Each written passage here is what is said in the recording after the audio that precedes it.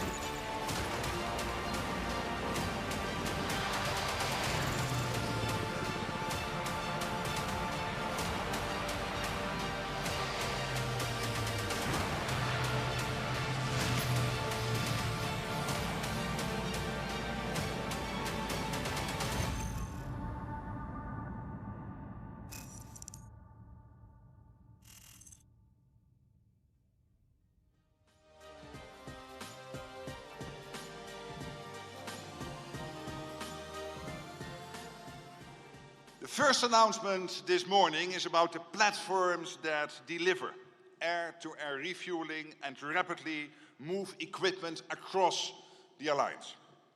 It is about air power, which is essential to strengthen our deterrence in defense. Today, several allies are officially announcing the forthcoming delivery of the 10th Airbus 330 MRTT aircraft to the multinational, multi-role tanker transport fleet. This is bringing us one step closer to the full MRTT fleet of 12 aircraft. Allies are also launching a new multinational project focused on the Airbus A400M. This is world-class strategic airlift capability. The A330 MRTT and the A440-400 will provide the alliance with two highly capable multinational fleets. The first Made in NATO announcement is an excellent example, I believe, of multinational cooperation in action. The Airbus platforms are built on strong European industrial leadership, close NATO-EU cooperation, and with contributions from US industry partners. They keep NATO's air power strong, credible, and ready for decades to come. Thank you very much, Secretary General. I would now like to invite the Airbus Chairman of Defence and Space UK, Ben Bridge, to the stage.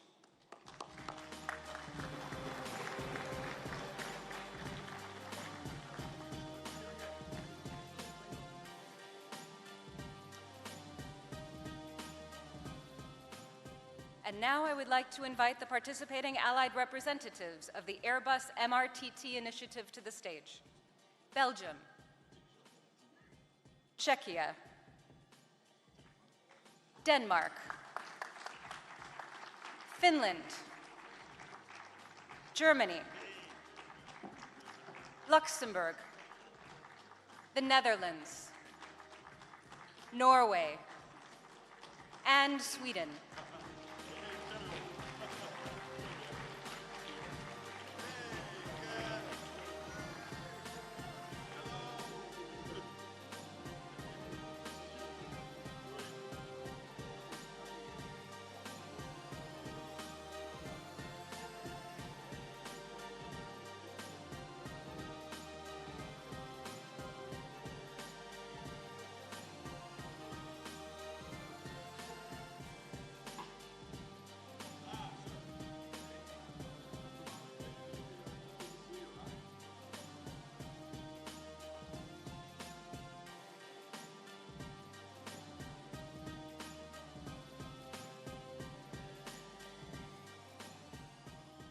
All right, thank you very much. I would invite the representatives of Belgium and Airbus to remain on stage for the A400M initiative.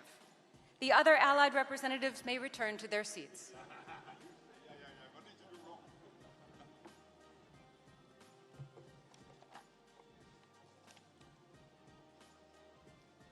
And now I would like to invite the additional participating allied representatives of the A400M initiative to the stage. Croatia, France, Poland, Spain, Turkey, and the United Kingdom.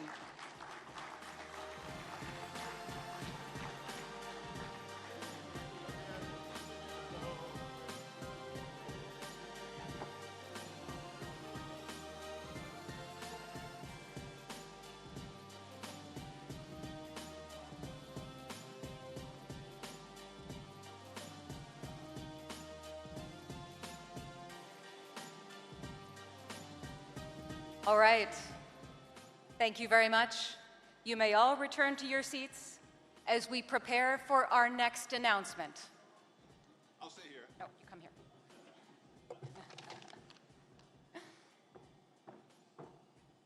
And our next announcement is on Triton.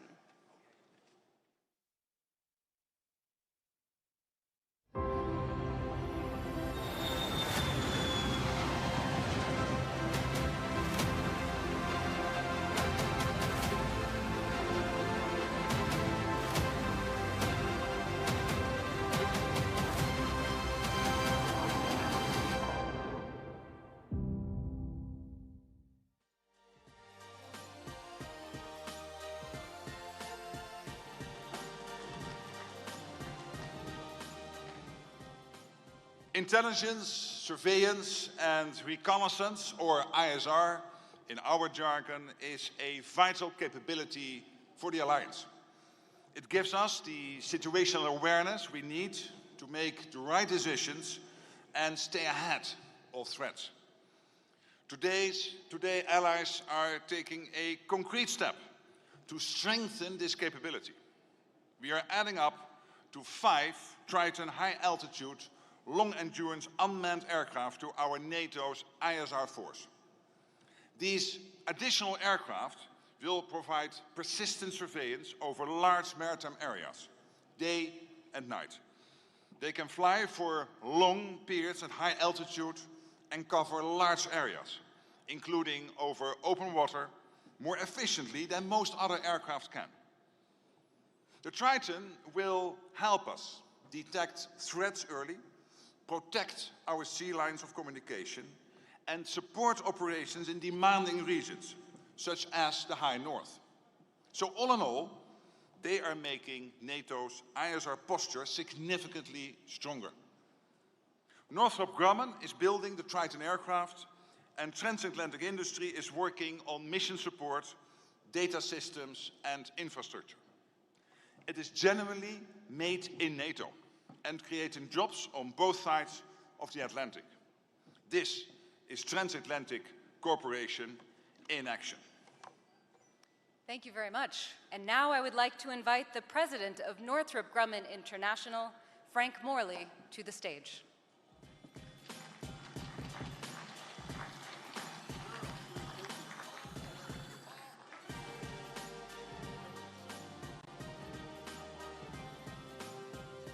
And now I would like to invite the participating allied representatives of the Triton Initiative to the stage. Denmark, Finland, Germany, and Norway.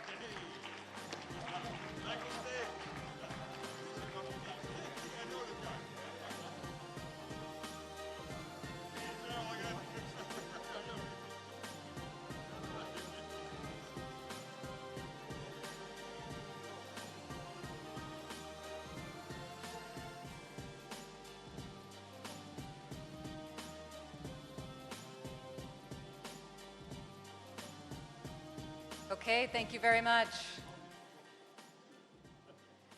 You may return to your seats as we prepare for the third and final announcement of this segment this morning on the Initial Alliance Future Surveillance and Control Initiative. And we will be showing one more video. Here we go.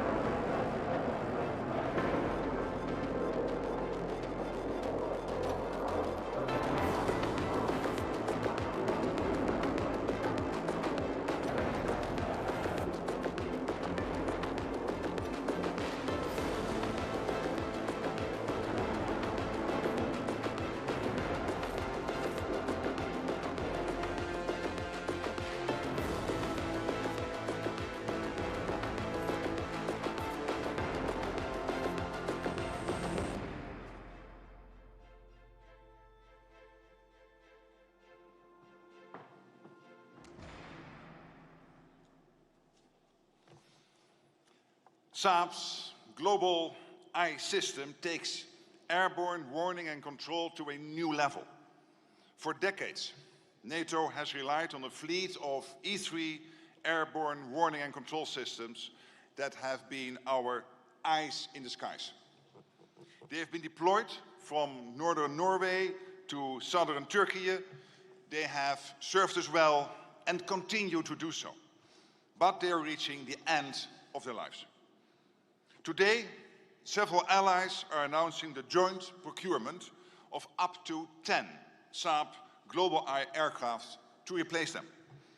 This will ensure we keep NATO's owned and operated surveillance and early warning capability strong and credible for decades to come. In addition, several allies are launching today a multinational project to cooperate on procuring and fielding more airborne early warning capabilities, such as Global Eye, to respond to their national requirements. Global Eye will provide simultaneous surveillance across air, maritime and land domains from a single platform, giving commanders a clear operational picture. It is a proven system with a demonstrated ability to detect, track and identify complex threats, including drone swarms, ballistic missiles and cruise missiles. Like its predecessor, Global Eye is a transatlantic program delivered by European and Canadian industries, with essential contributions from US industries. It is a real success story, again, made in NATO. Thank you very much. I would now like to invite the Prime Minister of Sweden, Ulf Kristersson, to the stage.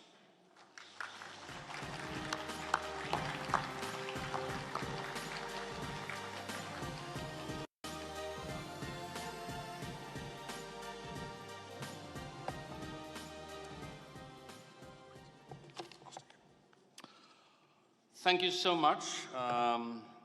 Thank you all. Thank you, dear Mark. I'm immensely proud to stand here together with you today during this important announcement.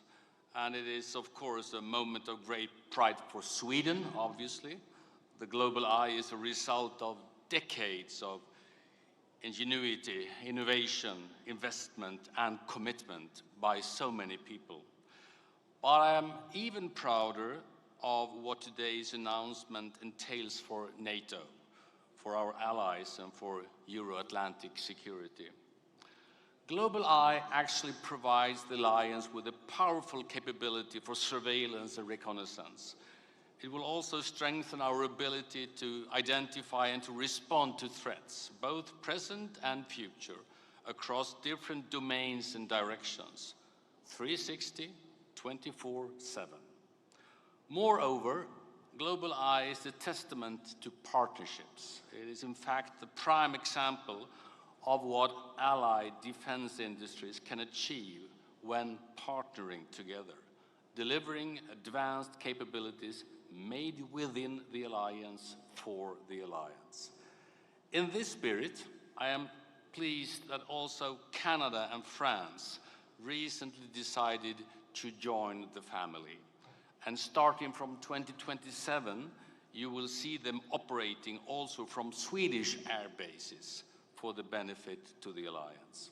With these words, I look forward to welcoming NATO into the Global Eye family. It will strengthen our collective ability to deter aggression, to defend allied territory, and safeguard freedom and security of nearly 1 billion citizens. Thank you so much. Thank you very much, Prime Minister. And I would now like to invite the President and CEO of Saab, Mikael Johansson, to the stage.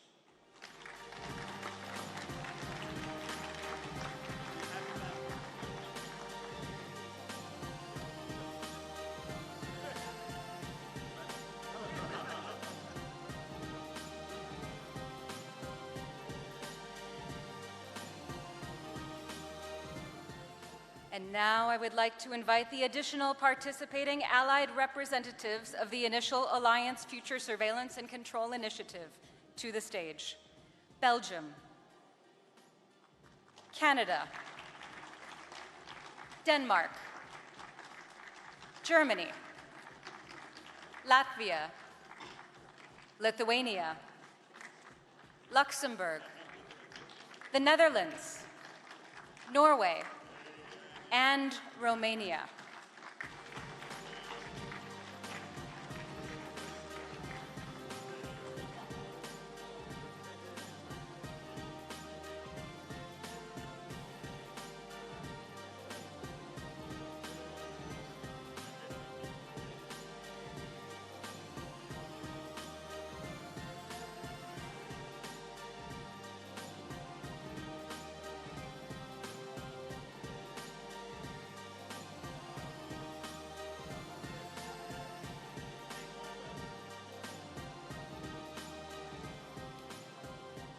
Thank you all. Now, I would invite the Secretary General, the Prime Minister of Sweden, and the representatives of Denmark and Germany to remain on the stage for the Crewed Airborne Early Warning Initiative. Our other allied representatives may return to their seats, and I would now like to invite the additional participating allied representatives of the Crewed Airborne Early Warning Initiative to the stage. Finland, France, Poland, Spain, and Turkey.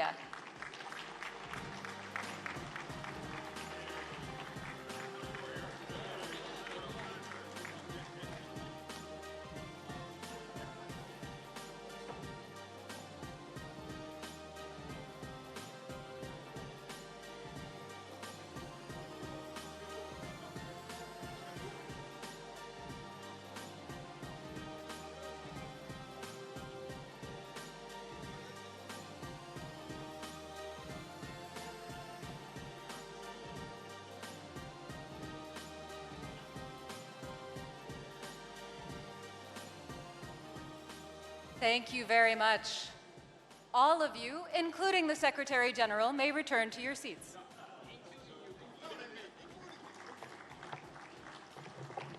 Thank you so much.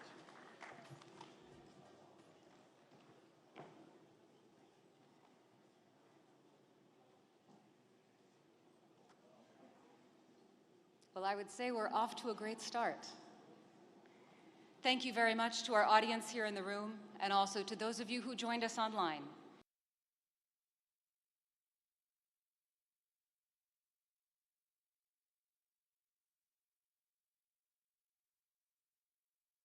Just a few minutes. Our team at the back of the hall will now guide you upstairs to the plenary room on the first floor. We will invite our VIPs to follow my colleagues before we ask our remaining guests to move to the plenary room. Thank you so much.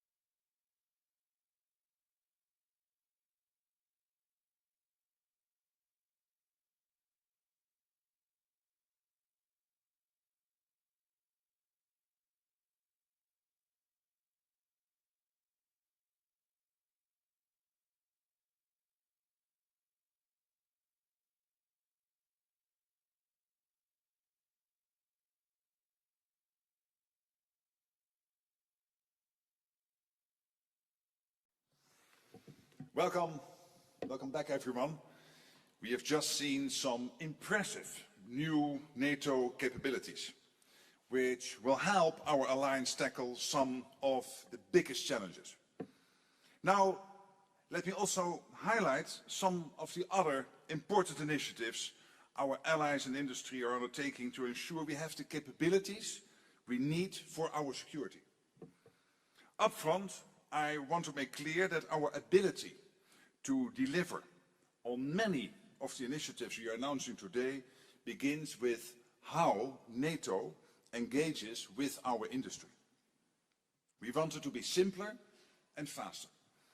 We cannot defend ourselves without you. That is why today we are launching the NATO Front Door for Industry.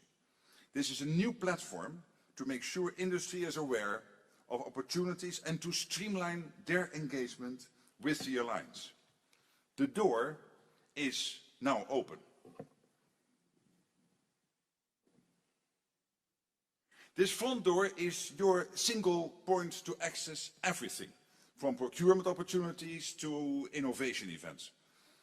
I encourage you all to visit, engage with us through this platform, test it, and also provide feedback.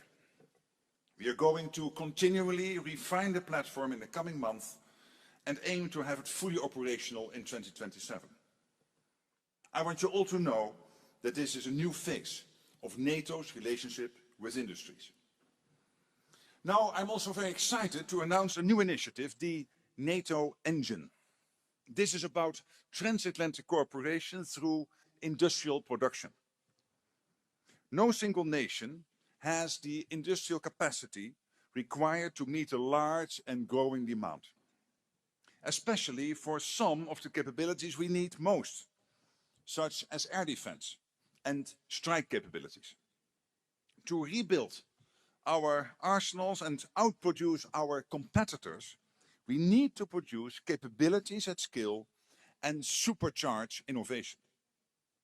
The NATO Engine will support our most promising companies to scale cross-border production and collaboration on both sides of the Atlantic without huge investment.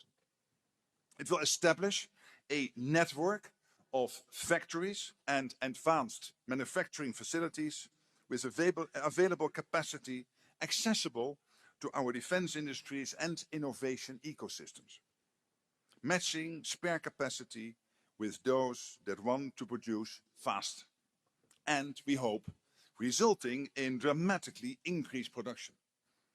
This will be the engine to spur on our production even further. Let's now move on to the next announcement. The very nature of the NATO alliance is cooperation across the Atlantic.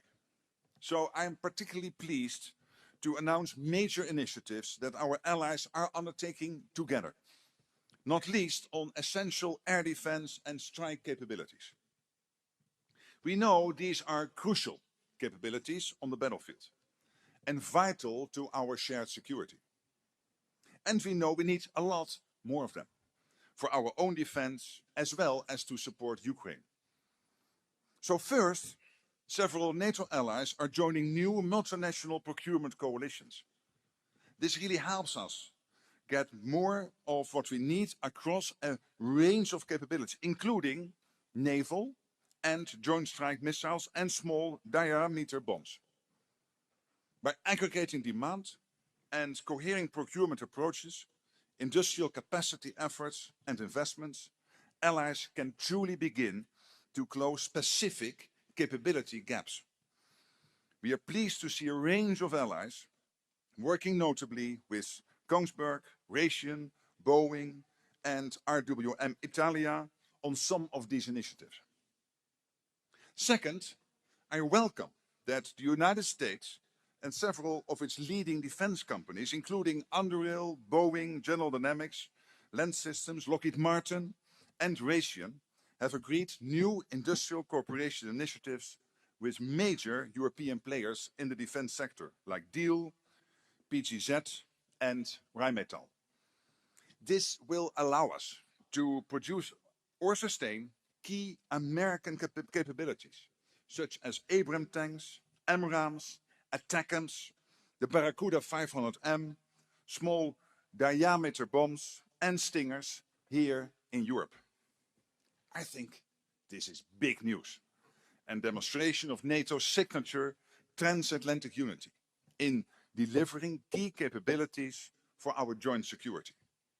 We can do more when we do it together, and we must do more of it. Thank you so much, Secretary General.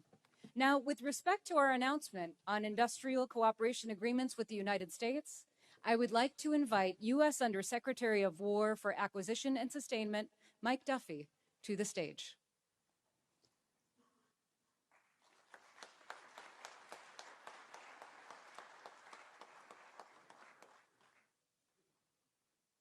And I would like to invite the additional participating allied representatives of the industrial cooperation agreements to the stage. Belgium, Canada, Finland, Germany, the Netherlands, Poland, Norway, and Sweden. And on the industry side, I would also like to invite representatives from Anduril, Diehl, General Dynamics Land Systems, Lockheed Martin, PGZ, Raytheon, Rheinmetall, and the NATO Support and Procurement Agency.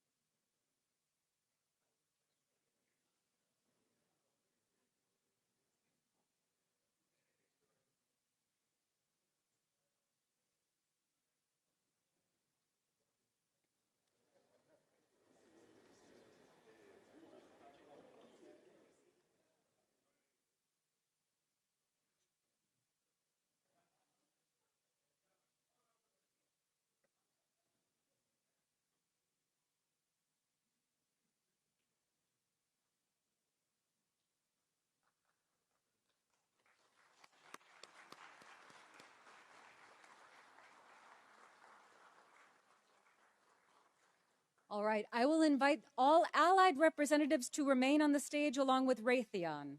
Other industry representatives may return to their seats.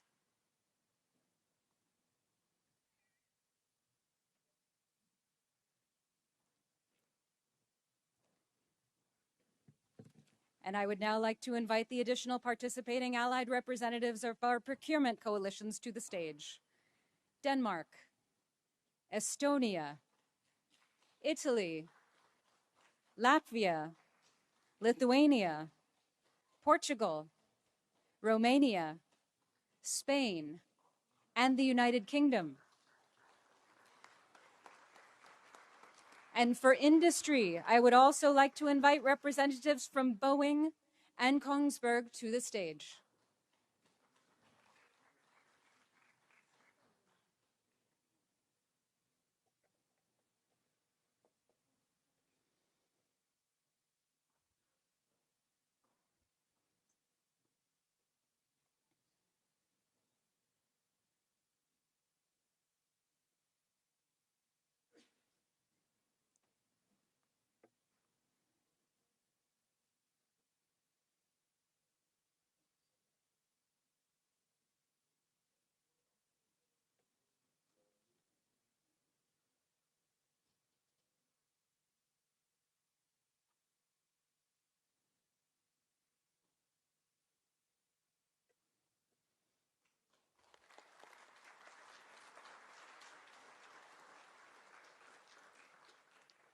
Thank you so much. Allied representatives and industry may return to their seats.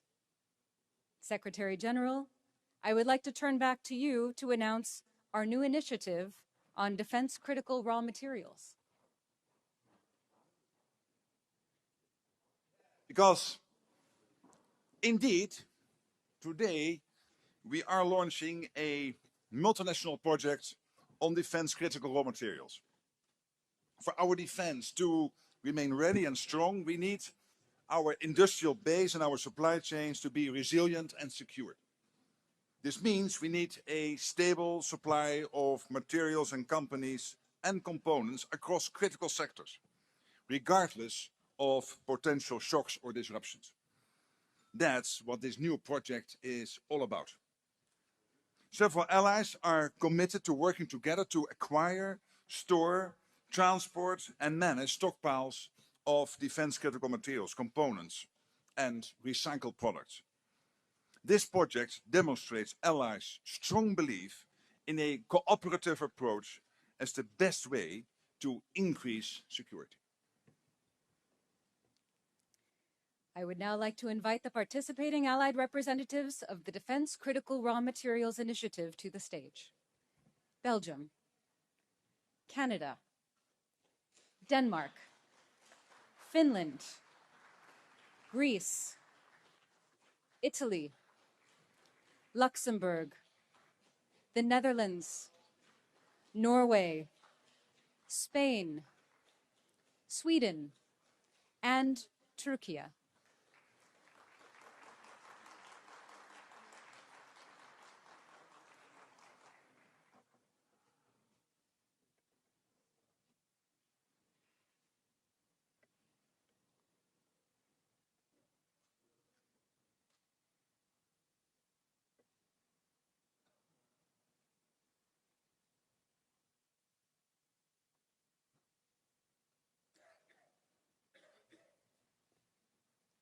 Thank you very much. Allies, you may return to your seats.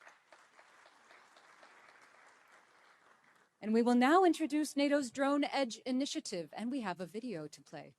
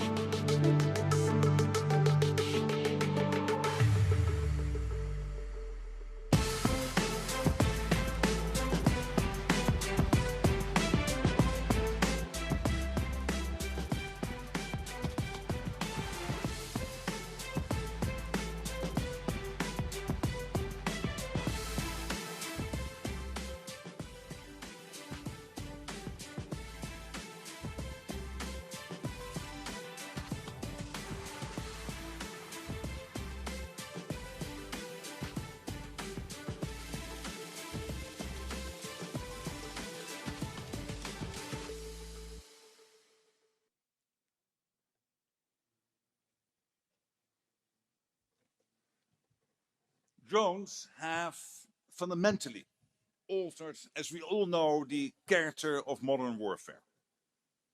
And they have become a decisive factor on the battlefield. This is clear from what we see in Ukraine, in the Middle East, and across the alliance. Allies themselves have seen repeated drone incursions. In response, NATO is rapidly expanding our ability to deploy and operate drones at scale. And at the same time, we are building robust counter-drone defenses to detect, identify, and neutralize drones. That's how we protect our 1 billion people against the full range of drone threats. And today, we are launching the NATO Drone Edge Initiative. Through this initiative, allies are investing over $40 billion in counter-drone capabilities over the next 5 years. And because the capabilities require that we have the right people to operate them, allies are also committing to train 5 times as many drone operators in their armed forces by the end of 2027. NATO will support allies in various ways to deliver on their commitments. We'll begin by launching a counter-drone marketplace. The aim here is to help procure counter-drone capabilities at scale and speed. NSPA is also here to make sure that the contracts are there, worth hundreds of millions of euros to procure surveillance drones for allies. And NATO is increasing its drone training capabilities, including through a project called NATO Flight Training Europe. Today, Finland, France and Sweden joined this project, bringing the total number of allies to 20, with 16 flight training centers across 8 allies. Together, we are building a drone-ready alliance. We are leveraging the latest innovative technologies, investing in our transatlantic defense industries, and learning real-world lessons from the battlefield in Ukraine. There's more to come this morning, so please stay tuned. Indeed, there is more to come. But first, applause for me and for all these announcements. Thank you so much. There is indeed more to come. Thank you, Secretary General. And thank you all for your attention. The announcements will continue, and we will have NATO's Deputy Secretary General, Radmila Shekarinska, join us in just a moment to outline even more new initiatives that NATO, allies, and industry are undertaking in the areas of space and surveillance, strike capabilities, and integrated air and missile defense. So I'd like to invite Mark Sanders, NATO's Deputy Spokesperson, to introduce the next segment.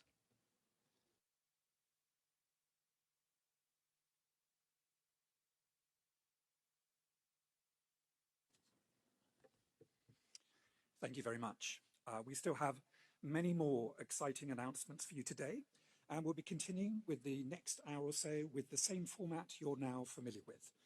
For those of you participating in this segment, I will ask you to be ready to come to the stage when I call your country or company. We'll begin with new announcements in the field of space and surveillance after a short video.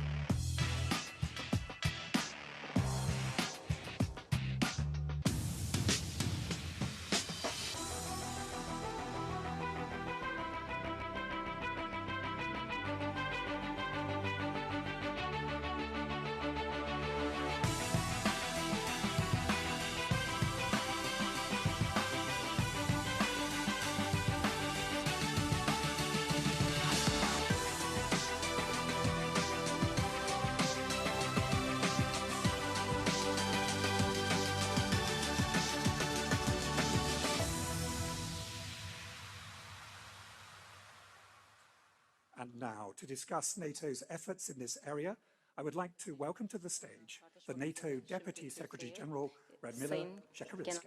Deputy Secretary General, the floor is yours.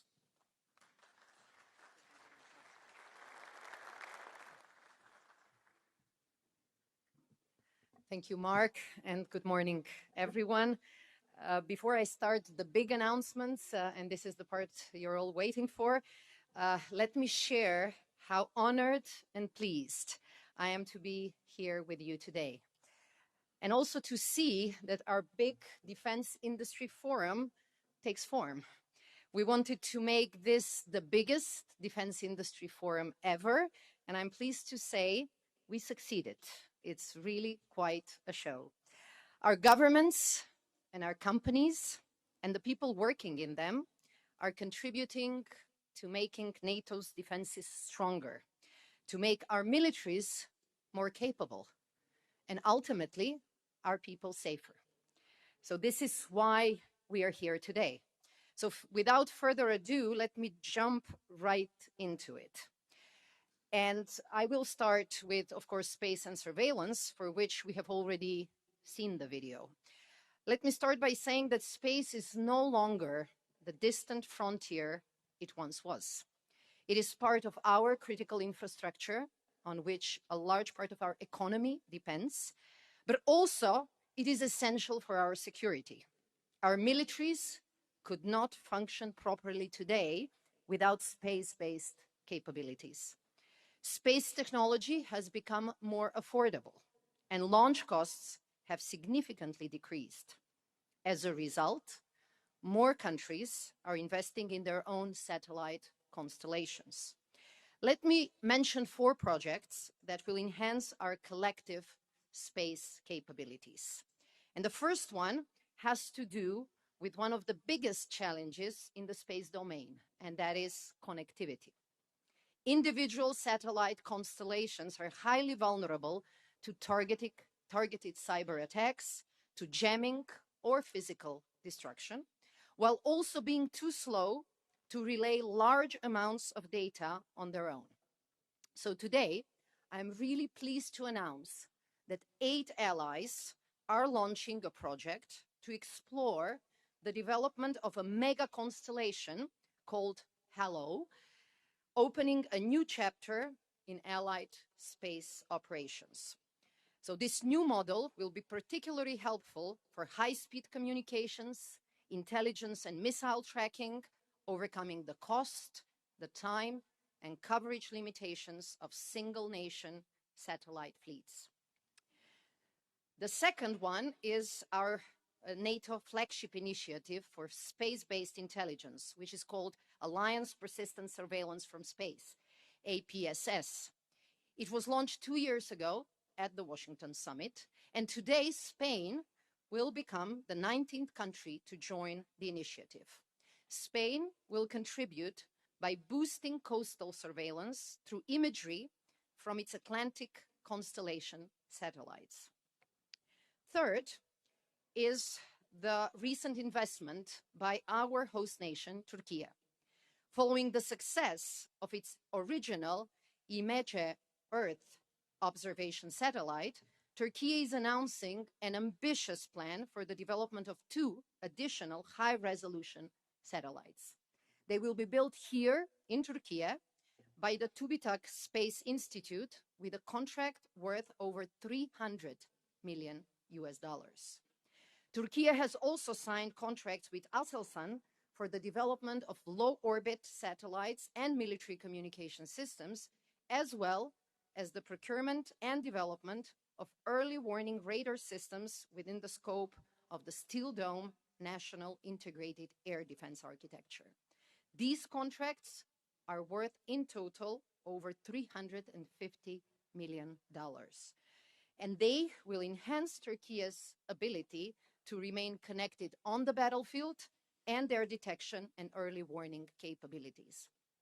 These initiatives will contribute to the already robust space and surveillance capabilities in the region. And the fourth one has to do with the fact that space activity demands resilient launch infrastructure. Several NATO allies and Indo-Pacific partners are working on the Starlift initiative to create a network of launch companies and spaceports that could be used, for instance, to launch a replacement satellite in case of an emergency. In addition, today, the German company ISOR Aerospace will sign a $140 million contract with the Canadian Maritime Launch Services to secure the lease of a launch pad at the Space Launch Site in Nova Scotia. These partnerships will improve orbital launch readiness. And all the projects that I have mentioned, from Canada to Turkey, are excellent examples of transatlantic cooperation in action, something that we are seeing throughout today. So I return the floor now back to Mark. Thank you, Deputy Secretary General. I would now like to invite to the stage the participating allied representatives of the HALO High Visibility Project. Denmark, Canada, Finland, Germany, Norway, the Netherlands, Sweden, and Turkey.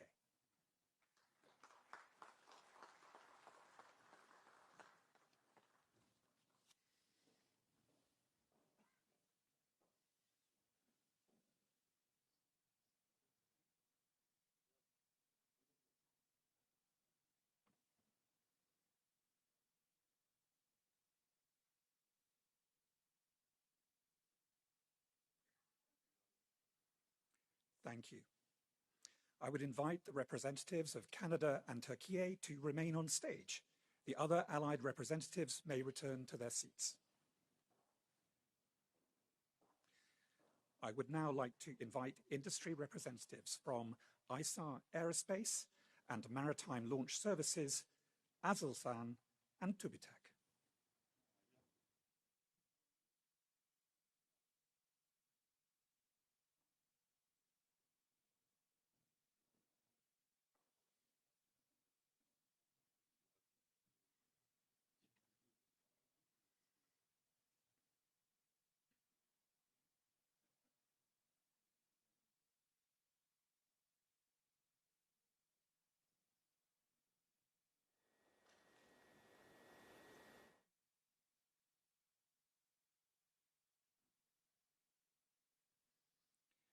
Thank you. You may return to your seats.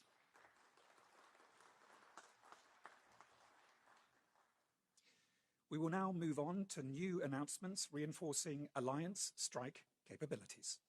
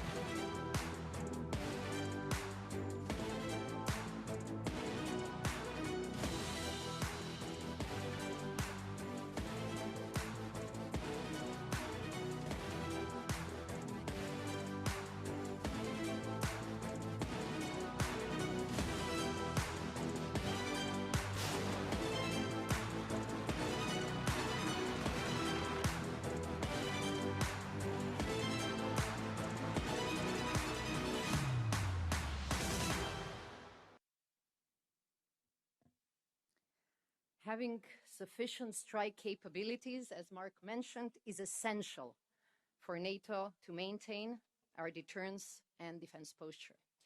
Allies are working on a number of multinational initiatives to develop cost-effective and innovative solutions to meet existing, but also future operational requirements. And we have to do that faster. So one such initiative is the ground-based precision strike project, where 6 allies have come together to develop and deliver low-cost cruise and ballistic missiles at scale.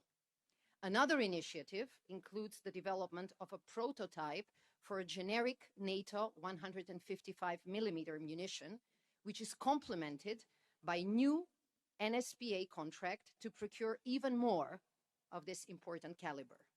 Our host nation, Turkey, has also committed to procuring a significant number of Atmaka land-based long-range cruise missiles.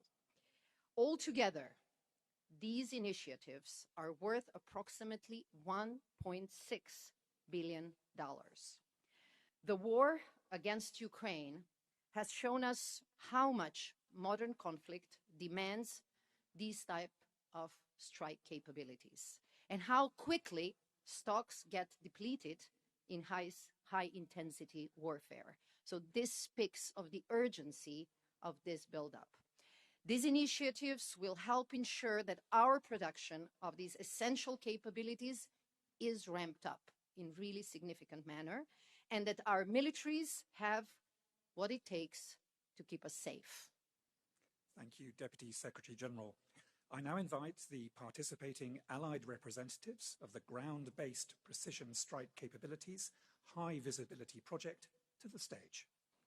Denmark, France, Italy, Norway, Turkey, and the United Kingdom.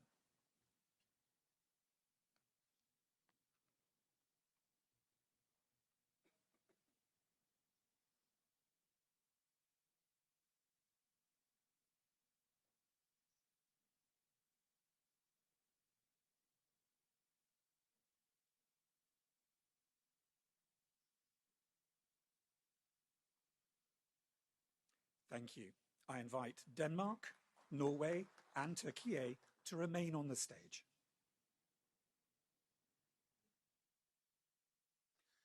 I now invite the additional participating allied representatives of the generic NATO indirect fire round high visibility project to the stage. Canada, Czechia, Finland, Greece, Slovakia, and Sweden.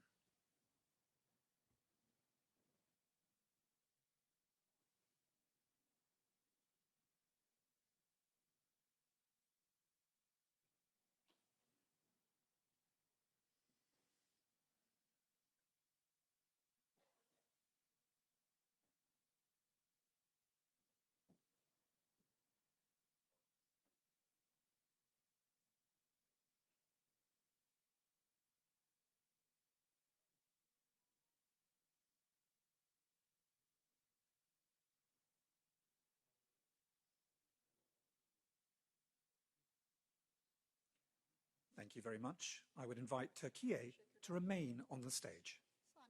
The other representatives may now return to their seats.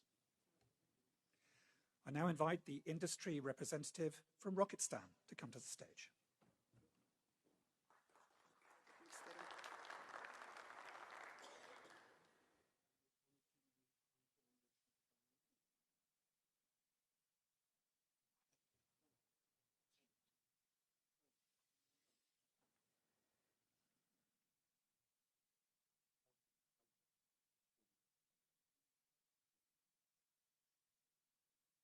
Thank you very much. You may now return to your seats.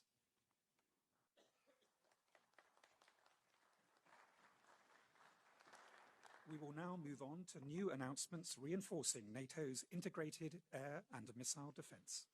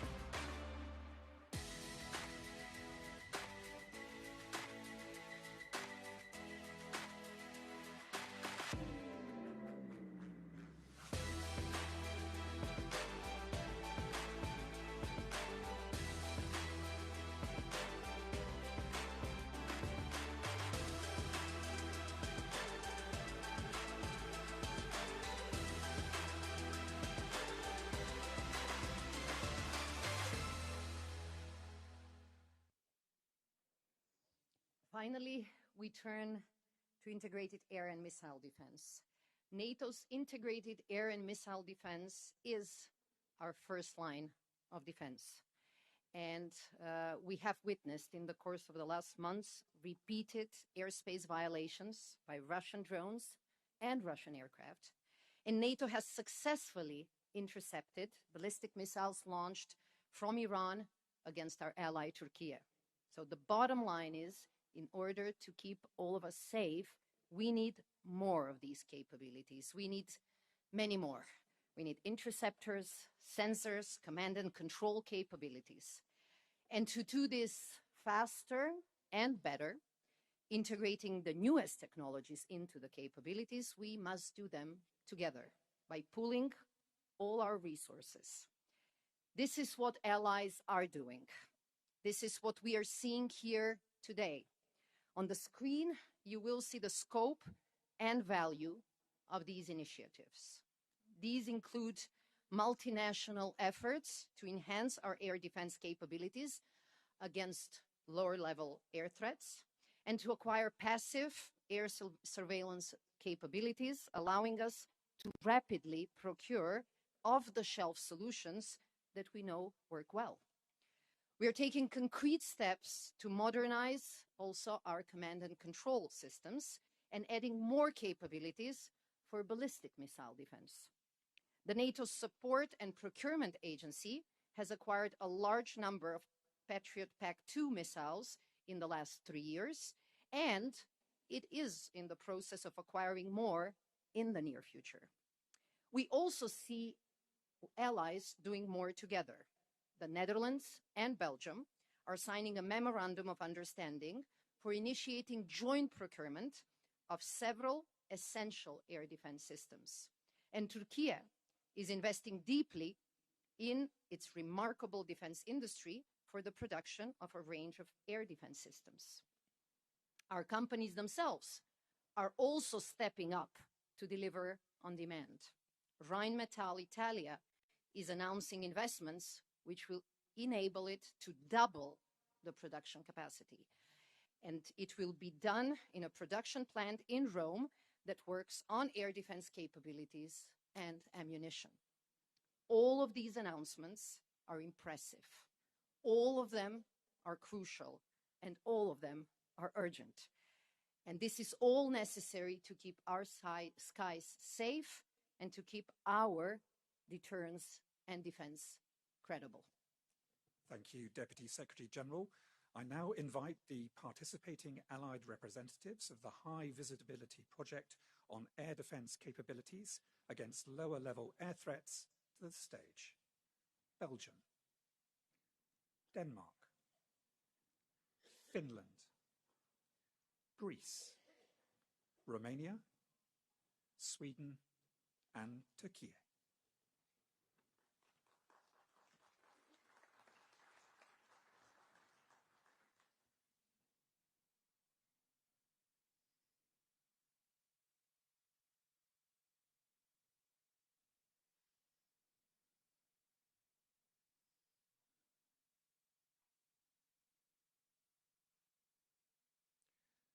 Please remain on the stage as I now invite the additional participating allied representatives of the Passive Air Surveillance Capabilities High Visibility Project to the stage. Norway, please.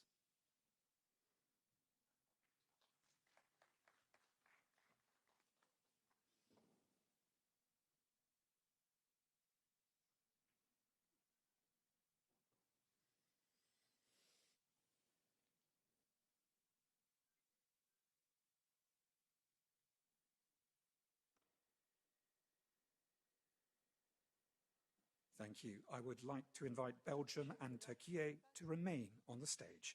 The other representatives may return to their seats. For the new joint procurement initiative of the Netherlands and Belgium and the Turkish investments in IAMD, highlighted by the DSG, I would now like to invite allied representatives from the Netherlands and Turkey to join Belgium on the stage, as well as industry representatives from Aselsan and Roketsan.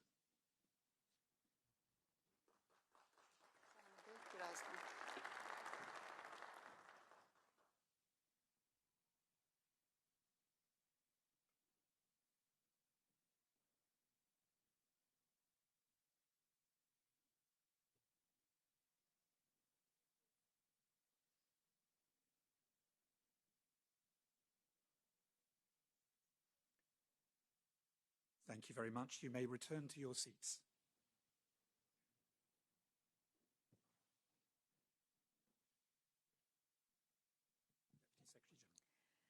So today we demonstrated our commitment to really turn cash into capabilities. Allies are putting the extra defense spending at work. We have done this through an impressive range of announcements and contracts for delivering capabilities across a wide set of really critical areas.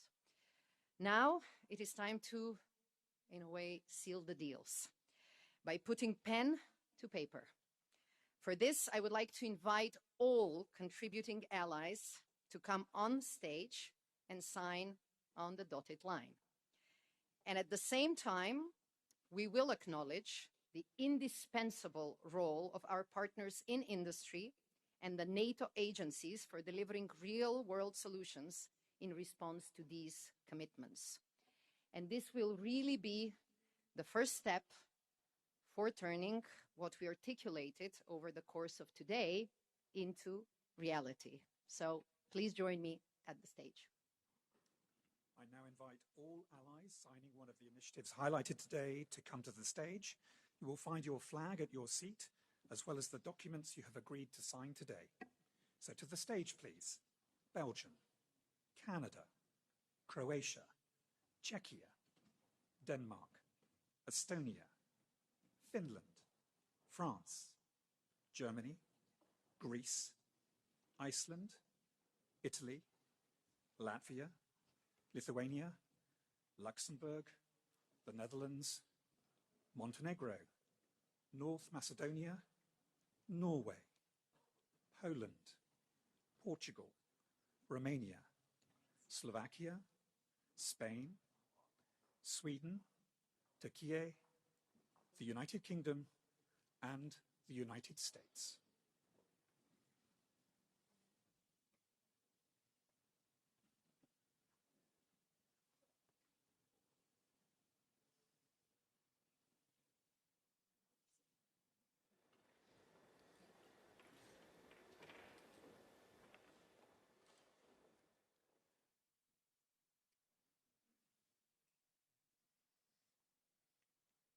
Thank you all.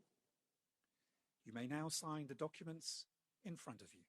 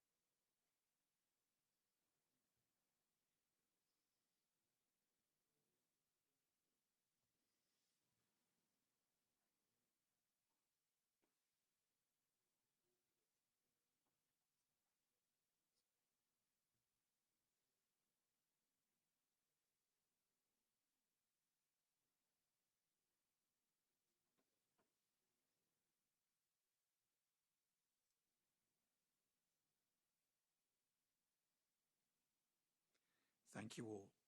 I now invite our signatories to the stairs, together with the NATO's Deputy Secretary General at the center of the stage for a group photo, please.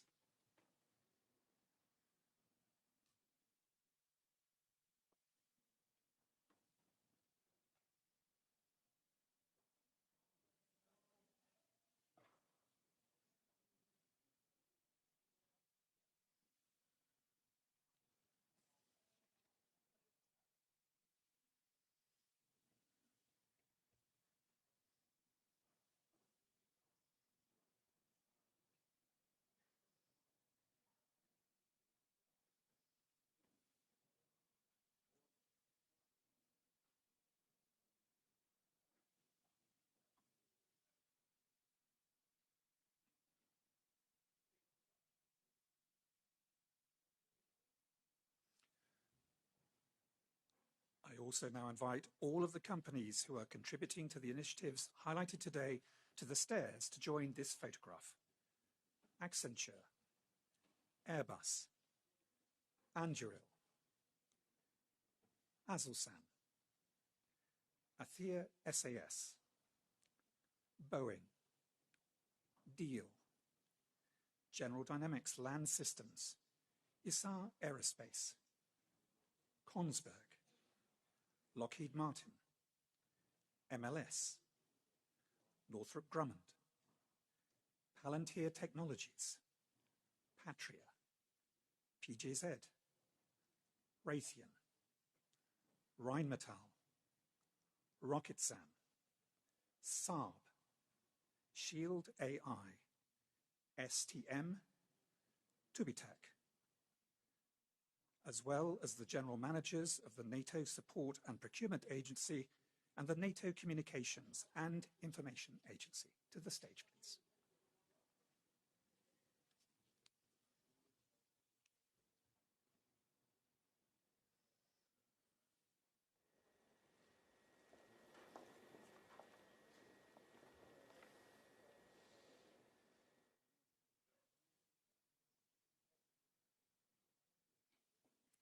Thank you all for being here today and for following us online.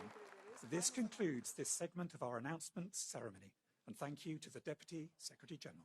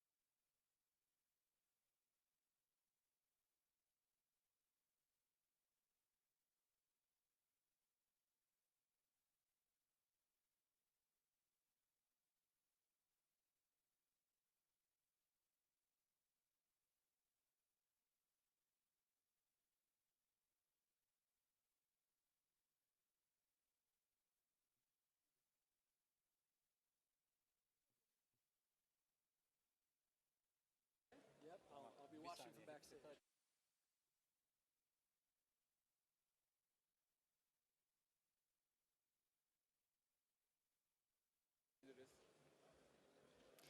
Ladies and gentlemen, please.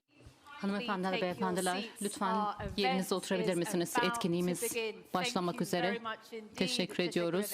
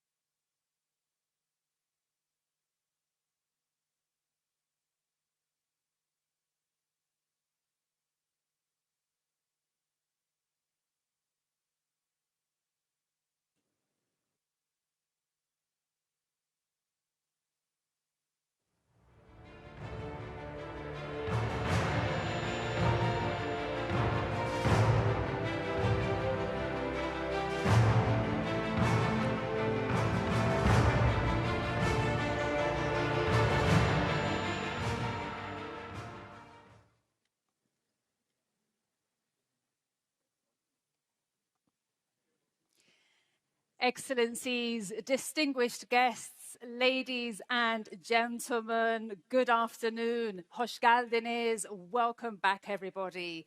Welcome back.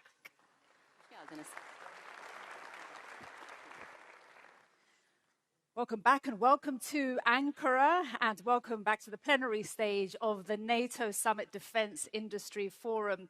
We are also broadcasting live, so welcome to those of you who are joining us now online. I'm Maria Ramos. I'm a television news anchor for Turkey's international news channel, TRT World, and I'm also a master of ceremonies today. It's such a pleasure to be with you here today for the NATO Summit Defence Industry Forum. This morning, as so many of you heard, the NATO Secretary General and the Deputy Secretary General made a series of important announcements. And they demonstrated how the alliance is uniting, innovating, and also delivering on production capacity and also on the capabilities that matter the most. And you can read all about these announcements on the NATO website and also, of course, in the press. Ladies and gentlemen, we have an amazing and very rich afternoon ahead for you today. And we have gathered here heads of state, ministers, CEOs from a very wide range of industries. And they will be sharing how NATO is working to deliver on its commitment to rapidly ramp up defense industrial production and innovation across the alliance. And before we begin, please, phones on silent. Ladies and gentlemen, let's start. Please join me in welcoming to the stage the Minister of National Defense of Turkey, Yaşar Güler. Excellency, the stage is yours.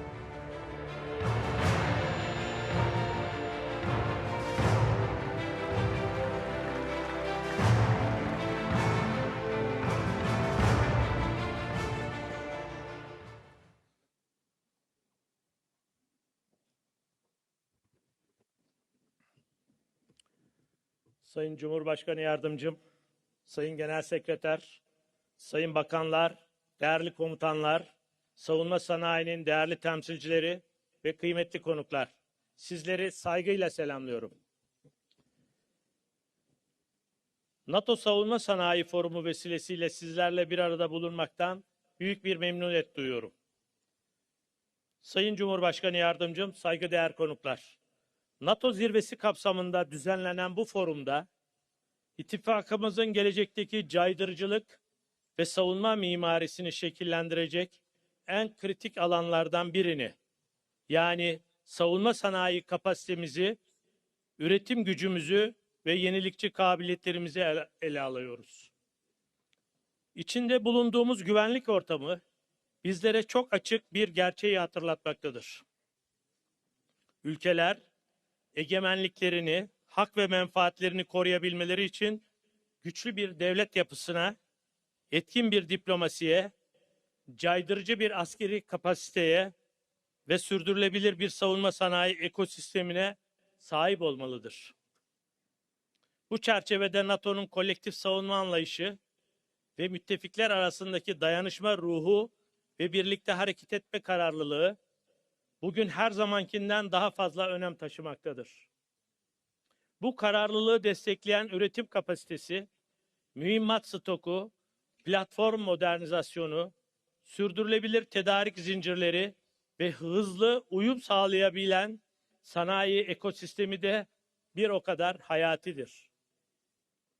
Nitekim Ukrayna'daki savaş, modern harp ortamında mühimmat tedariki hızının, insansız sistemlerin, hava ve füze savunmasının, elektronik harbin ve hızlı inovasyonun ne kadar belirleyici olduğunu göstermiştir. Son dönemde Hürmüz Boğazı ve çevresinde yaşanan gelişmeler ise ulaştırma hatları güvenliğiyle tedarik zinciri yönetiminin artık savunma planlamasının ayrılmaz bir parçası olduğunu bir kez daha ortaya koymuştur. Bu nedenle artık hepimiz için temel soru şudur: taahhütlerimizi ne kadar hızlı, gerçek kabiliyete dönüştürebiliyoruz? Ankara zirvesinin ana hedeflerinden biri de müttefiklerin savunma yatırımındaki artışlarını göstermeleri, yeni yetenek hedeflerine ulaşmaları, üretim kapasitelerini büyütmeleri ve daha güçlü, daha yenilikçi, daha dayanıklı bir transatlantik savunma sanayi tabanını inşa etmeleridir. Bu bilinçle hareket eden Türkiye, savunma sanayindeki yerli ve milli üretim kapasitesini, mühendislik altyapısını küresel ölçekte dikkat çeken bir seviyeye ulaştırmıştır. Bugün kara, deniz ve hava platformlarından insansız sistemlere, elektronik harp kabiliyetlerinden hava savunma çözümlerine kadar geniş bir alanda önemli yetkinliklere sahibiz. Nitekim tersanelerimizde onlarca askeri gemi eş zamanlı olarak inşa edilmektedir. Türkiye, deniz platformları üretiminde sadece kendi ihtiyaçlarını karşılayan değil, aynı zamanda müttefiklerine ve ortaklarına da katkı sunabilen ölçekte bir kapasiteye sahiptir. Kara gücümüzün modernizasyonu kapsamında Altay ana muharebe tankımızın seri üretim safhası, zırhlı kara araçları alanında ulaştığımız teknolojik ve endüstriyel seviyenin somut göstergeleridir. Kaan programı, hava harekat alanında Türkiye'nin yüksek teknolojiye dayalı muharip hava platformları geliştirme kapasitesinde yeni bir lige çıktığını göstermektedir. Mühimmat üretimi de ittifak için en kritik başlıklardan birisidir. Son yıllarda 155 milimetrelik mühimmat üretim kapasitemizi çok hızlı biçimde artırdık ve bu alanda somut sonuç üreten müttefiklerden birisi olduk. Roketsan'ın yeni üretim ve entegrasyon yatırımlarıyla füze ve mühimmat üretim kapasitelerimizi önemli ölçüde büyütüyoruz. Aselsan ve Havelsan gibi şirketlerimizin radar, elektronik harp, haberleşme, komuta kontrol, yazılım, simülasyon ve yapay zeka destekli sistemler alanındaki yatırımları ise savunma sanayi kapasitemizi yalnızca nicelik olarak değil, nitelik olarak da ileri taşımaktadır. Tüm bunlarla birlikte NATO'nun %5 savunma yatırım taahhüdünü de önemli görüyoruz. Zira bu taahhüt aynı zamanda ittifakın caydırıcılığını güçlendirme, savunma üretimini ölçeklendirme ve ihtiyaç duyduğumuz kabiliyetleri zamanında sahaya yansıtma iradesinin somut göstergesidir. Sayın Cumhurbaşkanı Yardımcım, değerli konuklar, yaşanan savaşlar ve çatışmalar göstermiştir ki sahadaki başarı yalnızca mevcut stoklara değil, aynı zamanda hızlı öğrenme, hızlı üretme ve hızlı uyarlama kapasitesine bağlıdır. Drone teknolojilerinden elektronik harbe, mühimmat üretiminden yazılım güncellemelerine kadar birçok alanda askerler, mühendisler, girişimciler ve karar vericiler arasındaki mesafe kısaldıkça cephedeki etkinlik de bir o kadar artmaktadır.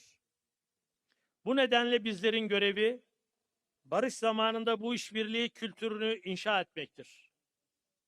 Kriz ortaya çıktıktan sonra üretim hattı kurmak, tedarik zinciri oluşturmak veya ortak standart geliştirmek çok geç olabilir.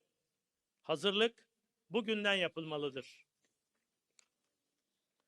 Çağrımız açıktır. Taahhütleri kabiliyete dönüştürelim. Kaynakları üretime dönüştürelim.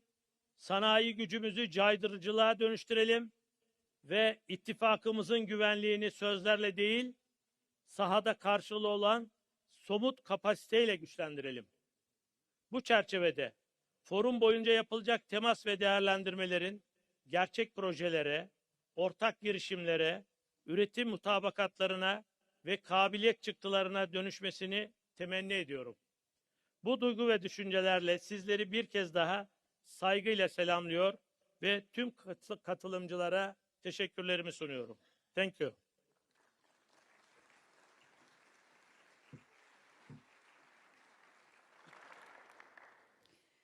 Çok teşekkür ederim, Minister Yaşar Güler. Thank you very much indeed for your comments there. Thank you so much. All right, ladies and gentlemen, we continue. Please join me now in giving a very warm welcome to the NATO Secretary General, Mark Rutte. The stage is yours, Secretary General.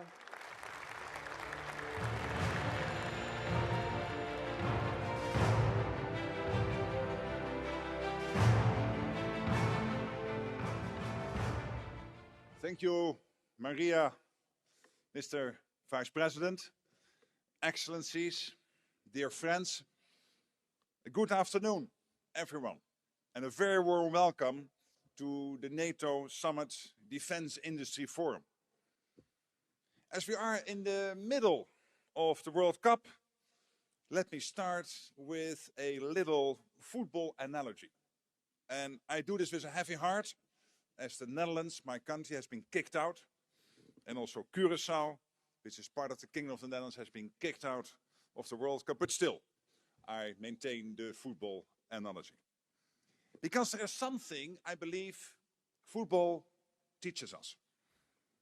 No team wins because of one brilliant player. We need a goalkeeper, you need the defenders, the midfielders, the strikers. And yes, everyone notices the player who scores the winning goal. But behind every successful player and team out on the pitch are many others on the bench and behind the scenes. The coaches, the trainers, the analysts, the people making sure everything works. Everyone matters, no one wins alone. NATO is much the same. It takes a whole team to deter and defend most effectively. Our political leaders set the direction. Our armed forces are on the pitch every single day. And you, our defense industry, provide the strength behind the team. The equipment, the innovation, the production capacity. To have power, resilience and endurance, we all need to be fully engaged in the game, working together for our shared security. You, need us at NATO to tell you what our militaries need. That is the demand. And we need you to turn those requirements into real capabilities. That is the supply. That is why it is so crucial that we continue to build cooperation between NATO and industry. I have seen it grow and develop since I took over in 2024. I visited factories and facilities across the alliance, including here in Turkey. I've spoken with company leaders, engineers and workers on the factory floor. I've seen the innovation. I've seen the opportunity. And I see our partnership in action right here at this forum. This is what teamwork looks like. And this is a team that knows how to score. Last year at the NATO Summit in The Hague, allies made important commitments to invest 5% of GDP in defense, to accelerate production and to speed up innovation. 1 year later, we can already see the results. Last year alone, European allies and Canada spent nearly 20% more on defense than the year before. An extra $139 billion. Looking at 2025 and 2026 together, it is an increase, again, Canada and the Europeans, of $258 billion, more than 250 billion. And that's just the additional investment. So basically, one thing is clear. The money is there, and much more is coming. But this cash must be put to work. It needs to purchase capabilities, to actually deter and defend. Governments and the defense industry are laying the path by investing in expanding defense production. Over the last year alone, we have seen $37 billion invested in just boosting our defense industrial base itself. Again, think about this number, 37 billion to boost our defense industrial base. So larger factories, new production lines, more capacity. In fact, there is enough additional production space to cover more than 2,000 football pitches. And just this morning at the forum, substantial new contracts were signed and more big announcements were made. Altogether worth tens of billions of dollars and growing. That means more air defense systems and strike capabilities, more satellite communications, more ammunition, more drones and counter-drone systems, and increased resilience and preparedness. According to our projections, by next year, the alliance will have the capacity to produce around 4 million artillery shells annually. Almost twice as many as last year. That's scale. So yes, we have made real progress. We are moving in the right direction. The strategy is clear. But the match is far from over. And to win it, we need all team members to pull their weight. Do more, faster, together. We don't have the luxury of time. We need capabilities now to ensure we remain ready. The security situation demands it. Russia. Russia is pouring almost half of its national budget into its war machine. Can you imagine? Almost 50% of what Russia spends is put into the war machine. Its defense industry is working around the clock. And not only the defense industry, also the rest of the industrial base in Russia is supporting the war effort. China continues to modernize its armed forces and expand its nuclear capabilities without transparency. North Korea continues to expand its nuclear program and supply Russia. And while recent US action has significantly degraded Iran's nuclear and ballistic missile programs, we must remain vigilant. These countries are increasingly working together. And that should concern us all. Because I assure you, they do not have our best interests in mind. So that's what we are up against. That's the reality we face. To meet the challenge, we need a transatlantic defense industrial revolution. The hum of machinery must become a roar. Now, that sounds dramatic, but it can be done. Governments have their role to play. They must continue placing long-term orders and signing contracts. Today is an excellent example of that kind of contracts we need to put on the table. More of that, please. We need a bonfire of red tape in our procurement and in our cross-border regulation. Both government and industry must continue investing in production capacity. Governments must also create the conditions for industry to expand and cooperate. Factories need reliable energy, electricity and fuel. They need secure supply chains. And above all, they need skilled people. Engineers, technicians, innovators. At the same time, industry across all of the nations represented here must be ready to take more risk. The demand is there and you know it. We are being much more open about what we need. At the summit, we are releasing publicly for the first time a consolidated demand signal outlining our requirements. We will help ensure you know the demand and understand it. And you also know the market is growing. Allies will continue to invest in defense. This is not an anomaly, this is a trend. Lastly, no single nation and no single industry can power an industrial revolution alone. But the good news is that we don't have to, because we have NATO.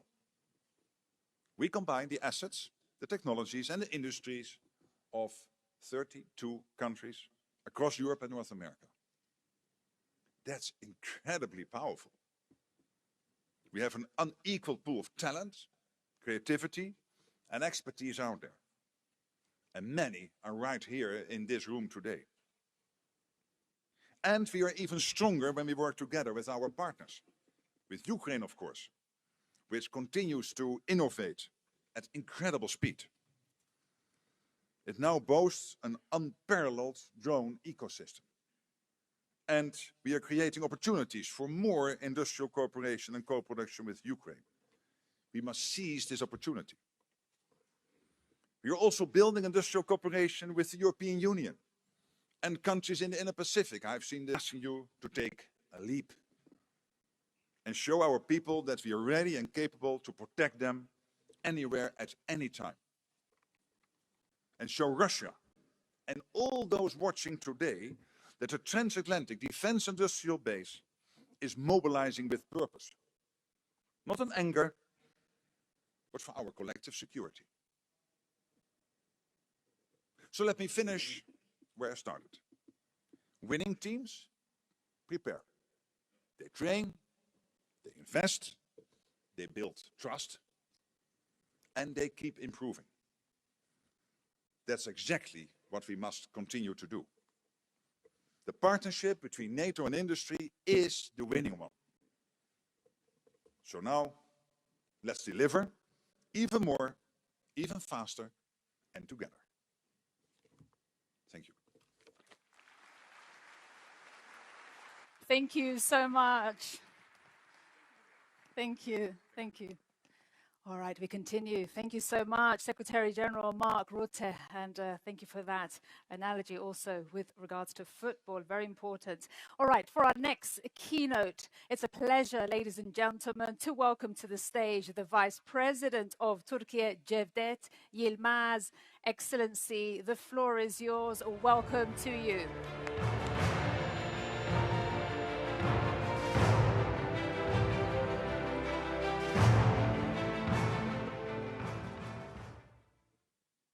NATO'nun saygıdeğer Genel Sekreteri Sayın Mark Rutte, Çekya Başbakanı, değerli bakanlar, NATO üyesi ülkelerin kıymetli yetkilileri, değerli misafirler, hanımefendiler, beyefendiler, hepinizi saygıyla selamlıyorum. Ankara'ya, NATO Ankara Zirvesi Savunma Sanayi Forumu'na hoş geldiniz diyorum. Bildiğiniz gibi bundan 22 sene önce İstanbul'da NATO'ya ev sahipliği yapmıştık.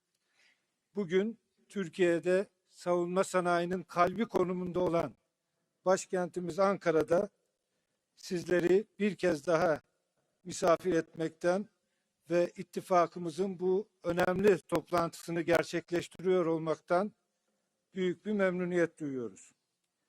Bugün müttefik ve ortak ülkeler olarak hepimizi etkileyen küresel gelişmeleri değerlendirecek, ortaya çıkan yeni fırsatları ve zorlukları ve bunlara yönelik atabileceğimiz adımları istişare edecek imkanı bulacağız.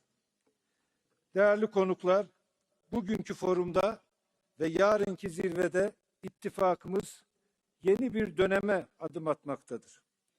NATO 3.0 olarak da adlandırılan bu yeni dönemde ittifak içinde külfetin giderek daha adil biçimde paylaşıldığını göreceğimizi düşünüyorum.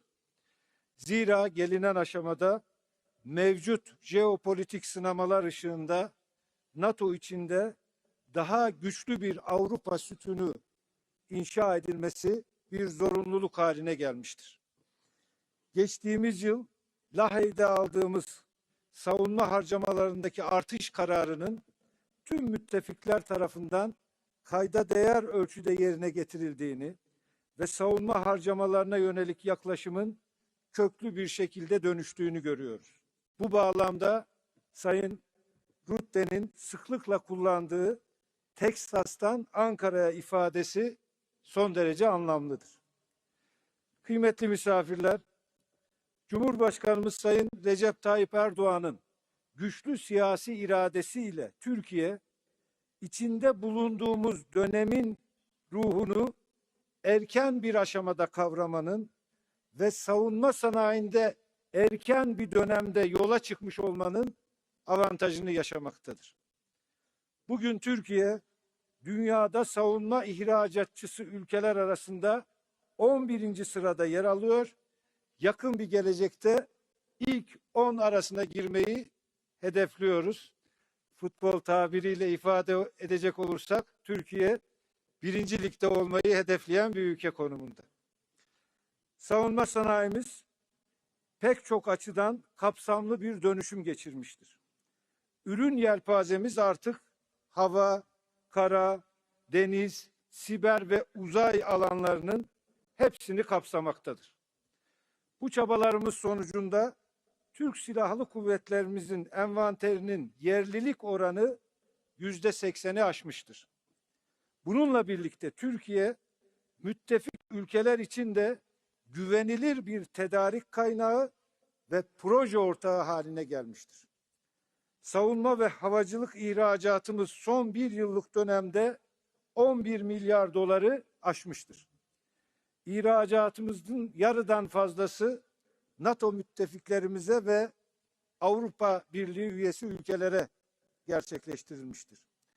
Türkiye bugün tüm dünyanın takdirini kazanmış İHA ve SİHA'larıyla elektronik harp sisteminden savaş gemilerine, 5. nesil savaş uçağından derin taarruz yeteneklerine kadar her alanda son teknolojiye sahip sistemleri üretebilmektedir. Dünyanın en büyük 100 savunma şirketinden 5'i Türk şirketleridir. Savunma sanayinde geldiğimiz bu aşama asla tesadüf değildir. Türkiye bu ilerlemeyi kamu ve sanayinin birlikte çalışmasıyla ve savunma sanayi firmalarını sürece en başından itibaren dahil ederek gerçekleştirmiştir. Bugün Sayın Genel Sekreter tarafından duyurulan NATO'nun sanayi işbirliğine yönelik yeni stratejisi de esasen buna işaret etmektedir. Değerli konuklar, savunma sanayi dayanıklılığı artık sadece hükümetlerin ve şirketlerin meselesi olmaktan çıkmıştır. Bu alanda başarı ancak üniversiteler, finans sektörü, iş gücü gibi toplumun tüm katmanlarının sürece dahil edilmesiyle mümkün olabilecektir. Tüm bu yapı her şeyden önce insan gücüne dayanmaktadır. Bugün Türkiye'nin savunma sanayi iş gücünün ortalama yaşı 34'tür.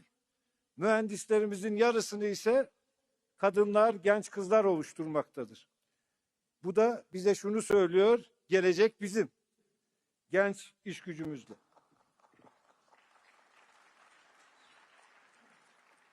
Güçlü bir savunma sanayinin en önemli unsurlarından birinin yetenek havuzunun derinliği olduğunun bilinciyle bu iş gücünü daha da geliştirmeye kararlıyız. Gerek 100.000'i aşkın nitelikli istihdam, gerek hızla artan ihracat, gerekse sivil endüstrilere sirayet eden teknolojik yenilikler ile savunma sanayimiz aynı zamanda ekonomik kalkınmamıza ve sosyal refahımıza da katkı sunmaktadır. Ben yıllarca Kalkınma Bakanlığı yaptım. Savunma sanayi sadece güvenliği değil, teknolojik seviyeyi yükselterek tüm kalkınma sürecini de desteklemektedir. Aynı şekilde yapay zeka başta olmak üzere teknolojinin oyun değiştirici gelişimi göz önüne alındığında savunma sanayinde inovasyonun önemi hiç olmadığı kadar artmış, araştırma geliştirme çabaları sürecin ayrılmaz bir parçası olmuştur. Diğer yandan savunma sanayinin gelişimi için uluslararası işbirliği de kritik önem taşımaktadır. Türkiye bu alandaki işbirliklerini sadece ihracat zaviyesinden değil, müttefiklerle ortak üretim, tasarım ve geliştirme perspektifinden ele almaktadır. Geçtiğimiz hafta Sayın Cumhurbaşkanımızın müttefik parlamenterlere açıkça ifade ettiği üzere savunma sanayi ticareti ve işbirliğinin önündeki engelleri hep birlikte kaldırmalıyız. Müttefikler arasında savunma alanındaki ticari kısıtlamaları ve yaptırımları mutlaka hep birlikte ortadan kaldırmalıyız. İttifakın askeri hazırlık düzeyini arttırmak istiyorsak, kolektif güvenliğimizi güçlendirmek istiyorsak, bu anlamsız yaptırımları, kısıtlamaları hep birlikte masadan temizlemeliyiz. Bu nedenle hem müttefikler arası ikili düzeydeki tüm kısıtlamalar kaldırılmalı, hem de NATO'nun Avrupa sütununa önemli katkı sağlayan Türkiye, başta AB olmak üzere Avrupa'daki tüm savunma ve güvenlik girişimlerine katılabilmelidir. Aksi takdirde üretim kapasitesinin gelişimi yavaşlayacak ve üretim maliyetleri artacaktır. Daha dayanıklı bir Avrupa Atlantik güvenliği, üretim kapasitesini, teknoloji birikimini ve operasyonel tecrübeyi aynı stratejik hedefe yönlendirebilen bir güvenlik mimarisiyle mümkündür. Türkiye bu mimaride güçlü, güvenilir ve katkı sağlayan bir ortak olarak yer almaya hazırdır. Değerli katılımcılar, bugün bu anlayış temelinde savunma sanayi işbirliğine yeni bir istikamet vermek üzere yapacağımız görüşmelerin şimdiden hayırlı olmasını, tüm ülkeler için ve NATO için yararlı sonuçlar doğurmasını diliyorum. Temaslarınızın yeni işbirliklerine kapılar aralayacağına canı gönülden inanıyorum. Sabah oturumlarında yapılan ve günün geri kalanında yapılacak olan görüşmelerin, anlaşmaların ve duyuruların NATO'nun caydırıcılık ve savunmasına önemli katkılar sağlayacağına ve müttefikler arasında daha güçlü sanayi işbirliği için yollar açacağına eminim. Bu düşüncelerle hepinizi tekrar saygıyla, sevgiyle selamlıyor. Ankara'ya, Türkiye'ye tekrar hoş geldiniz diyor.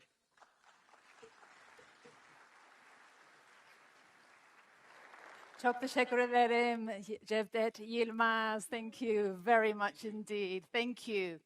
And I'm sure, ladies and gentlemen, if I may, speaking on behalf of all of us, how happy we are and grateful for Turkey's generosity and hospitality as hosts of this important event. Teşekkür ederim, Turkey. Thank you very much indeed for being such graceful hosts. Ladies and gentlemen, we move now to our panels, and we'll be starting with one entitled Navigating the Ramp Up, a Conversation with Industry. And I think it's clear to everyone in this room that industrial might and military might go hand in hand. And our conversation this afternoon is just that, navigating the ramp up, a conversation with industry. Now, this features several private sector leaders who are working to ensure our militaries are getting what they need. And for this session, we're very happy to have our moderator, who will be Jenna Ben Yehuda, Executive Vice President at the Atlantic Council. And our panelists will be Uwe Horstmann, Chief Executive Officer at Stark Defense, plus Jay Pittman, President of Lockheed Martin International, and Charles Woodburn, Group Chief Executive Officer at BAE Systems. I now invite you all to join me here on stage. Welcome to you. Jenna, hi.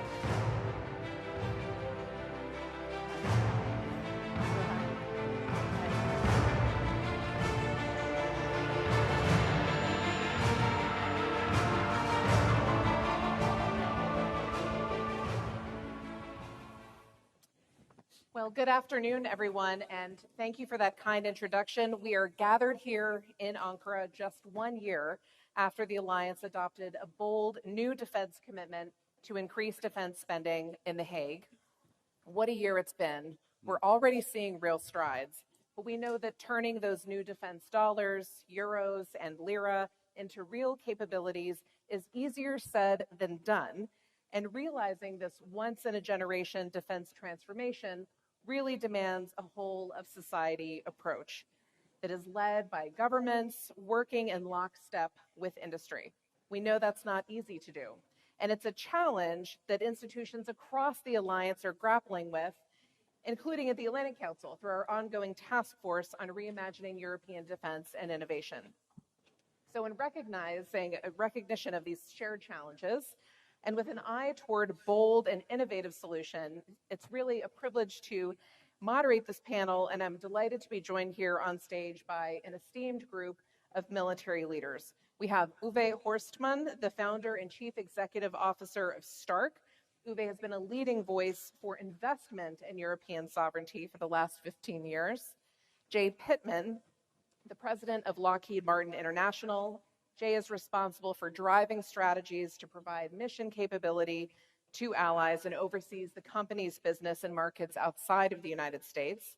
And Dr. Charles Woodburn, the Group Chief Executive Officer at BAE Systems. He's an experienced business leader with more than 28 years of experience in defense and aerospace and oil and gas industries. So we have tight time and about 3 days worth of content to get into, so I'm going to jump right in here. There's been a lot of discussion about industrial ramp up, and we know that contracts are the obvious lever, but they're not the only one. And so as we look beyond contracting, what government or industry initiatives do you think have actually moved the needle on scaling up defense production? So what's working and what's missing? Uwe, let's start with you. Of course, yeah. Thank you. I think that's exactly the right question, right? Because that is probably also what gets us from an abundance of money available, as the Secretary General just said. There's more to come. How do we translate that into actual capabilities? Because just price increases is probably not the right way. And I think we would always be well advised to look towards Ukraine and figure out what is the role model that we should look up to. And for me, that is really building an innovation ecosystem, getting that innovation ecosystem going.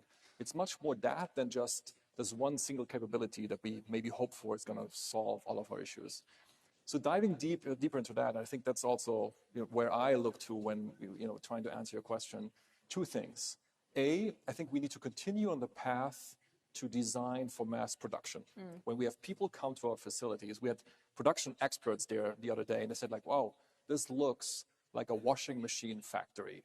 And I'm not sure if they try to insult us, but actually we wear it as a badge of honor, because if you get your production for an unmanned mass-scale weapon system at the complexity of a washing machine, you're probably going in the right way. So I think we should continue with our procurement to not forget, but really strengthen that part of the industry.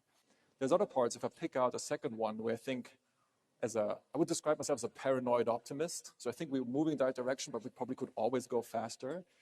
I think specifically in my part, in my component of the capabilities, again, unmanned, mass producible, software defined, we can still work a lot on certification. Certification itself, of course, is a massively important step for us. What do I mean by that? Concretely, I think we need more testing facilities, certification facilities in Europe. We can probably condense the procurement with the testing and the certification even further. And we probably should also look more into how certification in one country can also be absorbed by another country. So those are a few things where I would say we're following the blueprint of Ukraine, which is not one single wonder weapon, but the ecosystem organization is the wonder weapon, of course, combined with industrial production output. And if I think we follow that path, generally, that's the right way to go. Charles, you mentioned that you're really feeling this change, and Uwe has pointed to some of those elements. What else are you seeing in your space that you feel like is really on the march? Well, I was going to say specifically, one of the things that we have seen in the last 12 months is a much more active partnership between the traditional defence industries, such as ourselves or Jay's, and the sort of new entrants, the disruptors in the space. And I think that's benefited all of us. I mean, this whole idea that 80% can be good enough for a lot of what we do, and the fact that if we're going to fight a common fight and combine on common systems, open architectures, we're all being driven in the same direction. So I see in the last 12 months, I think quite a significant shift towards partnership between new entrants in defence and ourselves. And I think that's a really good thing going forward. I think to your point, great progress on partnerships generally. I mean, we have some good examples across Europe. I think often people criticize Europe as being quite fragmented, but we should also highlight where we do have really good partnership programs. You've got Eurofighter, or RCV-90, for example, or Type 26 sail into Norway, where we're combining capabilities. I think as SecGen spoke earlier, the importance of a consolidated demand signal is incredibly important. But I think NATO have got a lot better at giving industry what they have. And I think finally, as a global player, and Jay would be in the same position, where we see countries within the alliance or indeed outside the alliance doing sort of best-in-class procurements, and I'll hand over to Jay to talk about the missile procurements, the ramp-ups in the US, they look genuinely best-in-class, the way those contracts are being structured. It's important that we explain that to our other global customers, because where we see good, it's important that everybody learns from that. And sometimes as a global defense company, that's a role that we can fulfill. So Jay, I want to give you a chance to respond to that. And you're obviously representing an American company based overseas, looking at the global market. What has your experience been like of this shift in the last 18 months? Yeah, at first, obviously, we would like to be considered a global company, but understood fully. But no, Charles, thanks for the tee up. I think we've had lots of good discussion about this. We heard some of it this morning. When you have a better forecast of aggregated demand, you look at it in a multi-year situation, industry can show up differently. There's creative things we can do in terms of capital and financing and requirements to be able to drive through the supply base. As many know, the Department of War's acquisition transformation strategy and some of the things that have gone on within the United States has really done a generational shift in how we get at what they call framework agreements. I'm proud from Lockheed Martin, we were kind of the first to the party in terms of being able to go sign and document out one of those framework agreements, now multiple framework agreements. And what it's doing is we're not talking just normal stair-step increases in things like munitions. In some cases, we're quadrupling production lines. And it's not just borne on the expense of the US government and trying to facilitate us. It allows industry, it allows supply chain to go off and invest differently, think differently of how we show up. So from a Lockheed Martin perspective, it's allowed us over a few-year period to invest about $9 billion in terms of capital and in infrastructure and site expansion, additional sites, et cetera. But as Charles was saying just a moment ago, I hope that lends as a message that if we can do what the Secretary General was saying earlier, where we can have consistent requirements, consolidated quantities of needs and aggregated demand, we can do this all holistically across the world stage. There's no reason we can't do that across NATO. So you really see that as key to unlocking the scale that we're talking about? I do, because I think today, unfortunately, we end up having multiple channels of effort that sometimes occur. Mm-hmm. We might have efforts in the United States, we might have efforts across Europe, we might have efforts across NATO, we have efforts beyond, obviously, those countries and regions on the world stage. If we can have more aggregation of that and work with companies such as all of us on the panel and make sure that we're attacking the requirement space in a way that we can show up with a solution versus a prescribed in a box, then sometimes we can come up with some very, very creative solutions. And in this case, this is how we're getting at quadrupling demand. So I want to come back to you, Uwe, on capital shifts that you're seeing and these shifting requirements question. But first, Charles, I want to come back to you. What's missing from this? We've seen kind of a call for consolidated requirements, things that help you do more faster. What else is on that list? Well, it's not like one thing, it's just pace generally. And I think as the Secretary General said, translating it from a hum to a roar, it's the acceleration of many of the initiatives. I'm not sitting here thinking there's something key missing. We just need it more pace. I mean, in industry, we're investing at record levels, CapEx, self-funded R&D. Industry will happily do that when we see and there's a clear business case ahead of us. So the more we can do to consolidate that and build the business case, the quicker we can move. And for a company such as ours, we have no shortage of capital to deploy, and we're ready to do that when we see the business case, as we have been doing. So I think pace, it's not that pace is missing, but we can always do with more pace. So that shared commitment for velocity. Indeed. I want to come back to you on capital. We hear a lot about this need to deepen an innovation ecosystem across Europe in particular. Lack of capital is sometimes cited. What shifts have you seen afoot? Is that really still the question worth asking? I think so. I mean, it's been a super interesting journey over the past, I want to say, 5 to 10 years. And it is also a big part of my biography. And trust me, that's not a part that I chose to be kind of like really deep in the trenches of capital allocation into the defense industry in Europe. Specifically when it comes, of course, to call it my part of the industry, which is the systems are more inexpensive, they're faster to develop, and they're designed for scaling and producing. There you can basically, with the right information, I don't need any R&D money. I can pre-fund that innovation entirely. And in that space, I think we definitely see a lot of change. We see, when we talk about capital, the human capital really stepping up, which is an interesting aspect, I think, in all of this. Like a young generation deciding, yeah, this is a generational challenge for us. We want to play a part in this. And that's a very important part. But of course, there's the actual capital to how that will get financed. I would say Europe has been slower than it should have in terms of really embracing investments into the defense industry, always under the right regulatory framework, with the right ethical boundaries and so on and so forth. That's a non-negotiable. It has been slow to embrace that. Not so much slow in recognizing the problem, but just slow in enacting the changes necessary. Because for me, 2 years, and that's maybe 2 to 3 years, is a bit of a description for a time frame where it really started to happen, and now it's really in full swing. That's a long time. And, I'll be the first to proudly state this. American investors, of course, have stepped up in that time as well, which we are thankful for.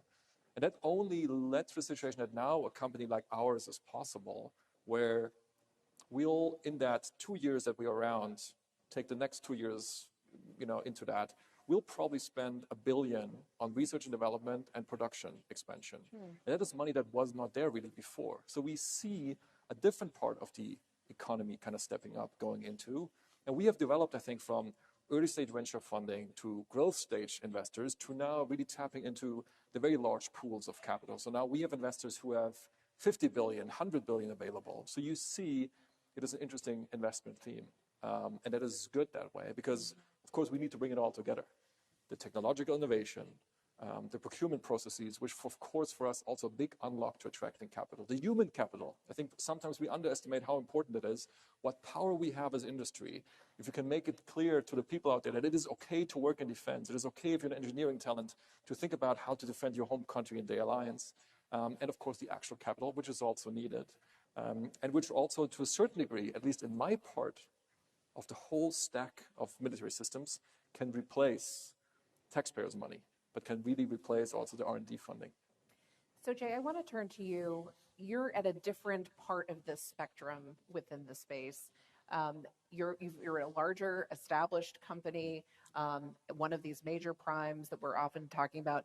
This push for velocity, this push for rapid fulfillment of really delivering quickly. How have you experienced those shifts, and how are you approaching some of that need to be able to respond to those requirements and reduce that time to decision?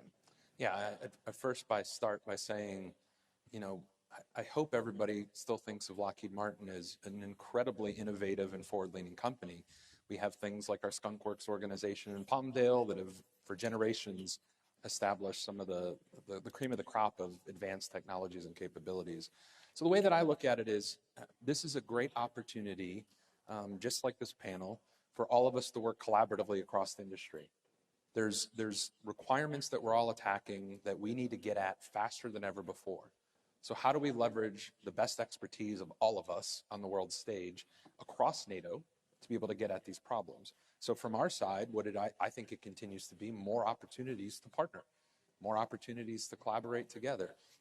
We invest heavily in venture, our own LM Ventures in terms of investing in emerging capabilities and technology. Has that accelerated those kinds of partnerships It has. recently? We've not only accelerated in the amount of companies we're dealing with, but also the funds that we're putting into those companies as well, for the pure reason of where can we do this 1 + 1 = 3 opportunity in terms of being able to accelerate with velocity some of the development. So we are not too proud to say that it doesn't have to be invented here from a Lockheed Martin standpoint. How do we get at it from, I think, that speed and velocity? So I think it shows up in all life cycle phases, though. I think we often think of like velocity in terms of development. To me, it's velocity in terms of everything. It's velocity in terms of development for all the reasons we just said. It's velocity in terms of production. How do we move up ramps faster? How do we think of new creative ways and everything under the sun to get at production differently, including how do we attack requirements? But then even the life cycle. Yeah.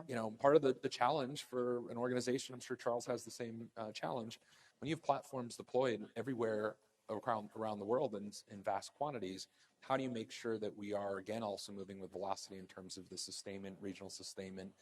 How do we use artificial intelligence to get at the pure mastery of data that we have quite a substantial amount of in the type of work that we do? So we're attacking it on all fronts. So Charles, I do want to come to you on this point of velocity and how you reshape a business to think about executing on different timetables. I'd love to hear about your experience leading BAE through a moment like this, and also how has Russia's war in Ukraine shaped some of your thinking and the examples of their bravery? Yeah. I mean, it's been a pretty profound change. I mean, the drone, counter-drone that we see play out day in, day out in Ukraine is something that we've all learned some profound lessons from: defense of existing platforms, defense of your land, integrated air and missile defense. The combination of swarming drones and high-end ballistic missile threats is an incredibly difficult challenge to face.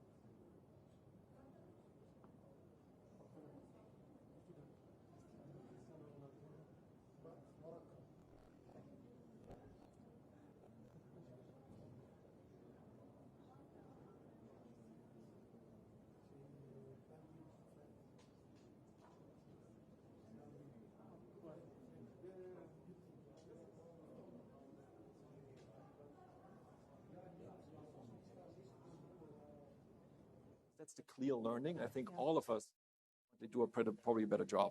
Give us the requirements, force us to be more interoperable, and we will probably also, all of us, have to do a better job at delivering on that. And specifically on the data sets. We should really ideally thrive for a situation where we have very high walls. We really vet everybody very carefully, but once you make it in, you probably should have access to a lot of data. I don't sometimes understand why we don't treat breast cancer, for example, where we have great radiology data sets, and we give them basically to everybody whom we trust, help us make better diagnoses. Maybe enemy tanks, we should treat them more like breast cancer and also give access to people who can train their models on it, because that way, if you're a trusted partner of the ecosystem, we give you access to better data, and hopefully for all of us, we'll get a better solution out of it. Yeah. So we've covered a lot of ground. We've talked about the changing investment climate in Europe.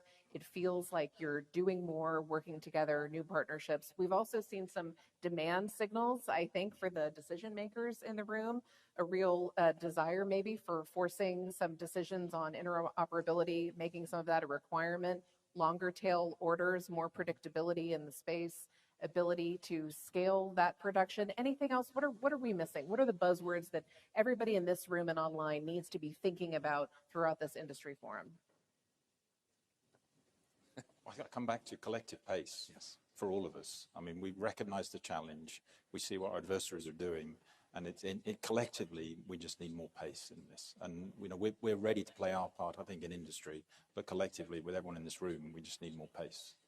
I would pile on Charles's word by saying again, collectively, though, how do we make sure across the entire NATO supply base, do we make sure we're operating with strength and full access for the entire supply base? So this is not just spend more, but spend well, spend smart, do it fast, and build together. Yes. Thank you. That's all the time we have.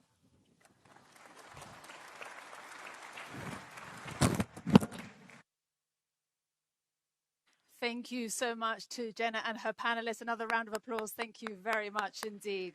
Thank you.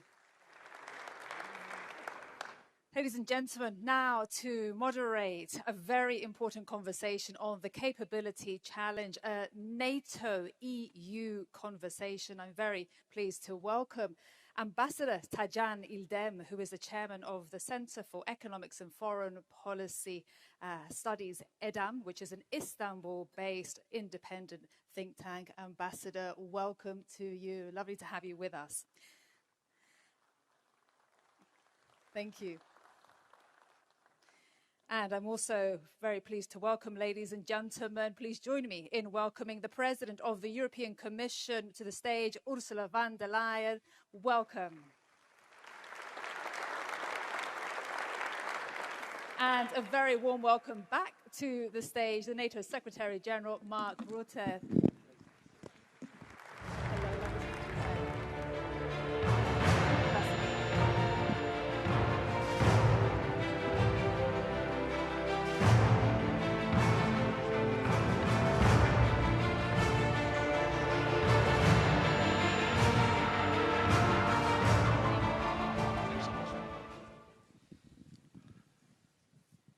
Well, we are at a very important segment of this gathering, and I have witnessed your excitement, Mr. Secretary General, during the signing ceremonies, and also when you were announcing some of the initiatives on the part of NATO in engaging with industries. It is now your time as two leaders of both NATO and the European Union to have a conversation, and it was gratifying for me to see both leaders co-authoring an article for The Economist, enumerating some of the ideas that you share. And in the article, one thing that struck me was that you argue that Europe's era to outsource much of its defense is over, and that deterrence is no longer with military capabilities, but also having our industries to produce more in a very speedy fashion and in a better way. So we still consider, of course, capabilities as something important. Nevertheless, you may perhaps both discuss a bit on the industrial capacity, innovation ecosystem, and most important, resilience, which has become a currency of security in our time. So perhaps President von der Leyen, if you can start how you see the new environment in which defense industry has become so important for all of us, both NATO and the European Union. Thank you so much for having us here. This is a great opportunity indeed to show how closely we are working together, the European Union and NATO. Actually, I was just thinking today, one of the reasons is, my dear friend Mark, because we have both experiences on both sides. You were for 14 or 16 years, 14 years Prime Minister, so he was in the European Council. And I was for 5 years Defense Minister, so I was sitting in NATO. Now it's the other way around, and therefore we know both how important a close cooperation between the European Union and NATO is. Second, I just listened to the panel before us, and it's very clear, all member states of the European Union and allies have one single set of forces. So they assign this single set of forces either to NATO missions or to EU missions, UN missions, or coalition of the willing. But to make this possible, what we need is interoperability. And of course, in this geostrategic and geopolitical environment, we need a massive surge in defense investment. And here the European Union is indeed massively stepping up. We have our Rearm Europe program, which mobilizes up to 800 billion euros till 2030.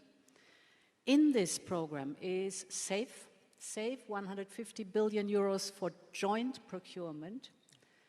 And not to forget, the next long-term budget will have 131 billion euros for military capabilities, plus 17 billion euros for military mobility, which is also of utmost importance: streets, bridges, ports, airports, etc. The infrastructure also has to be here on the European side.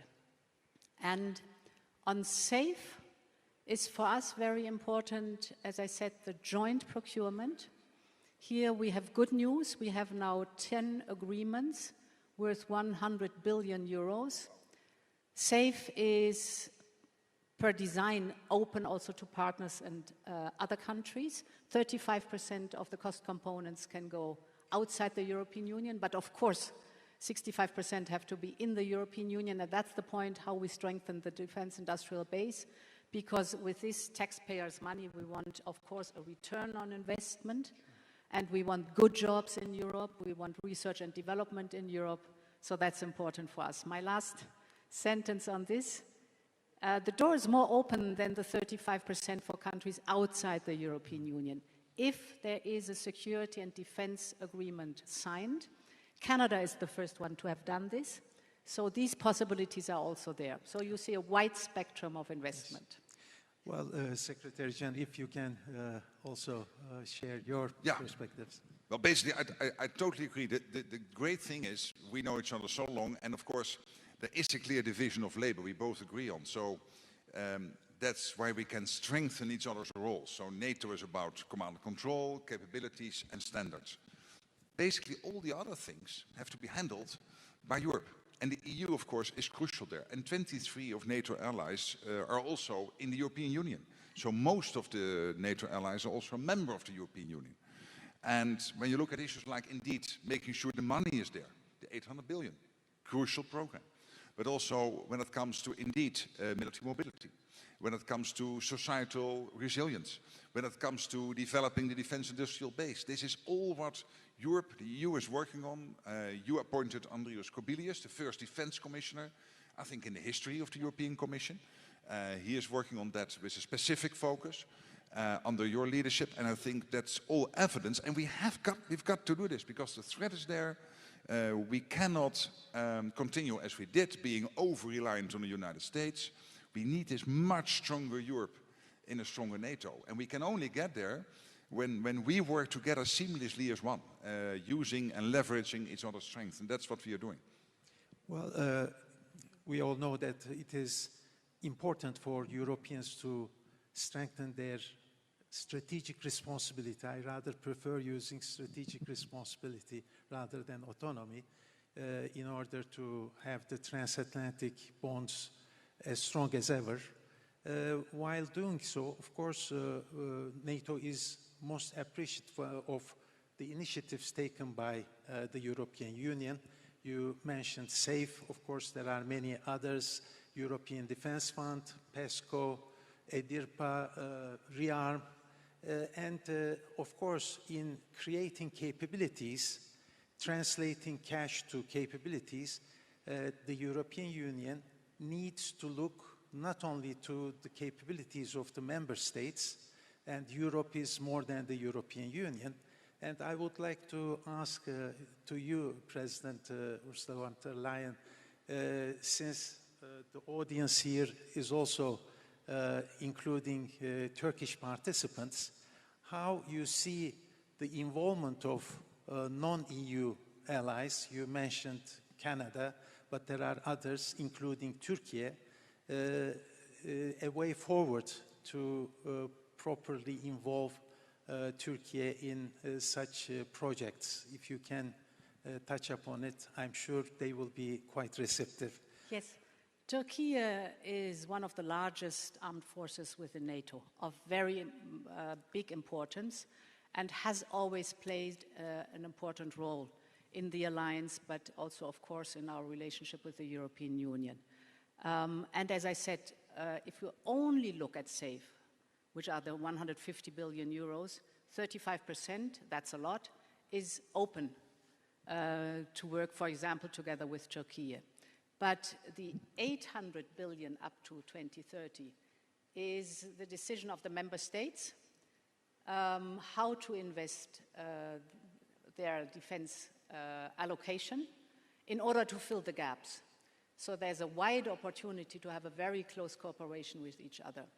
For us, it's very important to be totally aligned with the NATO targets because, as I said, the one single set of forces, we know where the gaps are, and we have to work very closely together. So, for example, the NDPP, the NATO defense planning process, is for us very important so that we fill the gaps in a cost-efficient manner.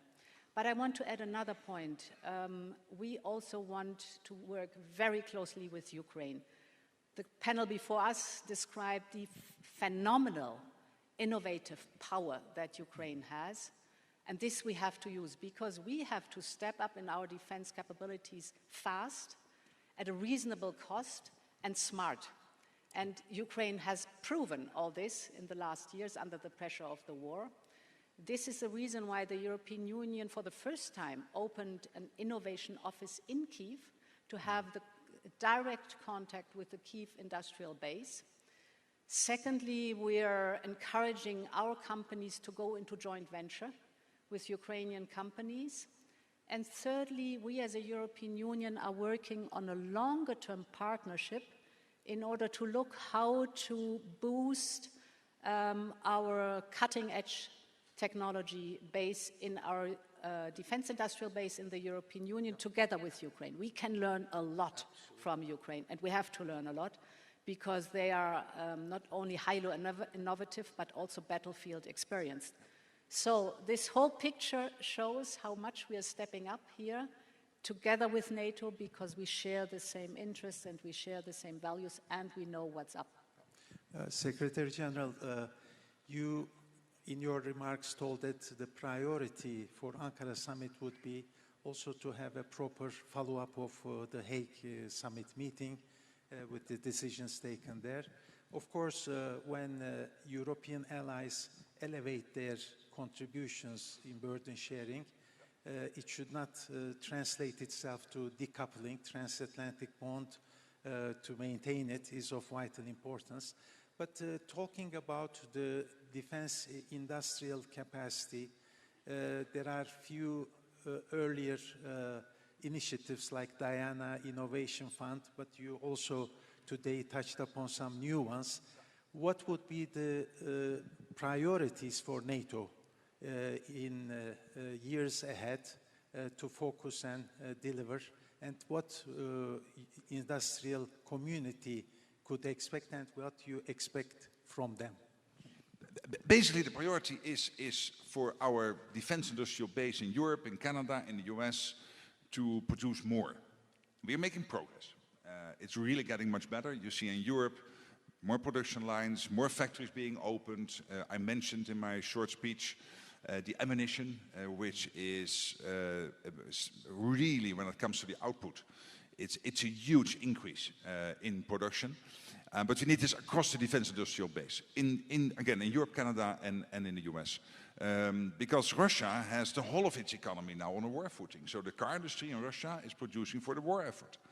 And that means that we've got to do this also in Europe, Canada, and the US. And what we are seeing at the moment is a transformation which is unparalleled since the end of the Cold War, where Europe is taking so much more responsibility for the conventional defense of NATO, of this part of NATO territory, with still a strong US presence, also going forward, both nuclear and conventional. But it is a NATO transformed, where the US has a strong partner in Europe, much stronger than it was only 4 or 5 years ago. Therefore, the whole of NATO is stronger. As the German defense minister said the other day, to stay transatlantic, we have to become more European. And that's exactly what is happening. And you see some of the key leadership roles in NATO now being taken over by Europeans. You see the Europeans taking the lead on Ukraine and the support for Ukraine, with still crucial supply from the US, but paid for by European and Canadian allies. We see it again with some of the commands in NATO taking over by Europeans. We see the forward land forces more and more Europeanized. We're still a US presence, and also the 3 centuries, Baltic, Arctic, and Eastern, very much European dominated. This is what we need. So this cooperation between NATO, European Union, is leading to a transformation which, again, is unparalleled. And we need it because in the end, it makes us stronger. Well, there is a geopolitical transformation in general with its rupture, unfortunate rupture, and certainly it is necessary to also have a transformation of mindset. And it requires perhaps, as many have touched upon already, not to see governments as the only stakeholder, but it should be a combination of contributions from others, including industry. So we used to talk more about whole of government approach. Perhaps on resilience, you may talk a bit about a whole of society approach.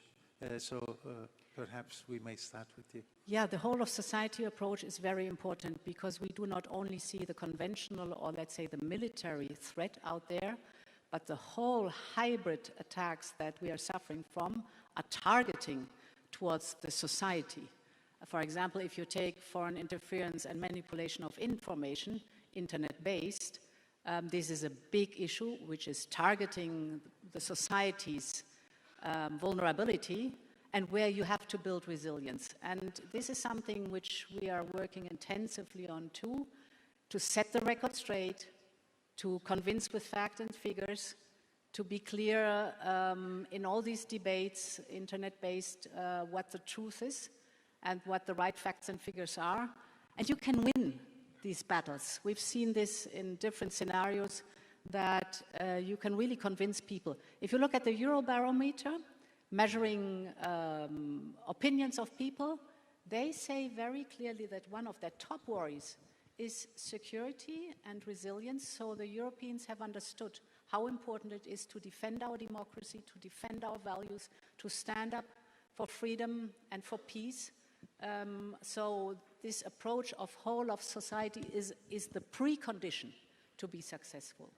Secretary I completely agree. And let me just give one example, Turkey, how you have organized your defense industry with the Turkish Defense Industry Secretariat directly reporting into the President. You have about 3,000 defense industrial companies working closely together, small, medium-sized, the bigger ones, basically exporting all over NATO territory and of course producing for Turkey itself and also exporting outside NATO.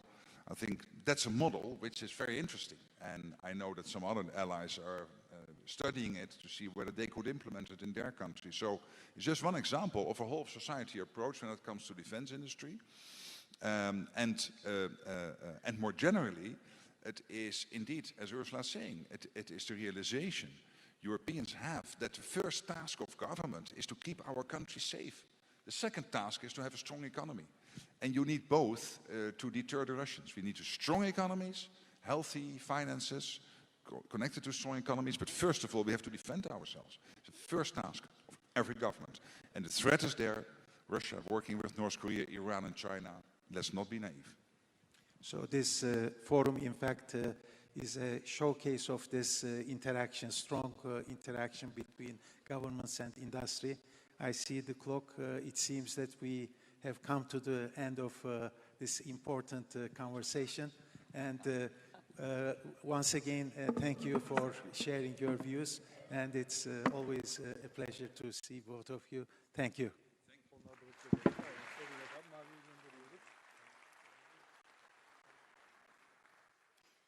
Thank you so much, Ambassador, and thank you so much to our guest, Secretary General Mark Rutte, and also President of the European Commission, Ursula von der Leyen. Thank you so much. Ladies and gentlemen, please, we have another very important guest here today with us. Please join me in giving a very warm welcome to the stage the President of Ukraine, Volodymyr Zelensky. Welcome, President Zelensky.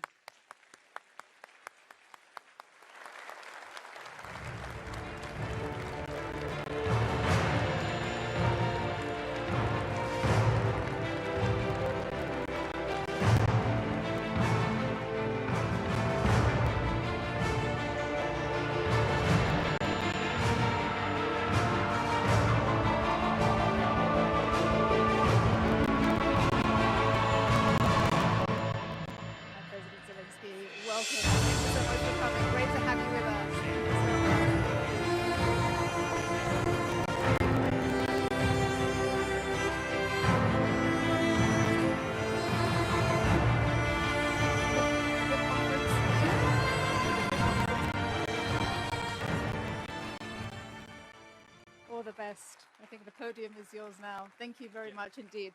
Thank you so much. Thank you for invitation. Thank you. Thank you so much.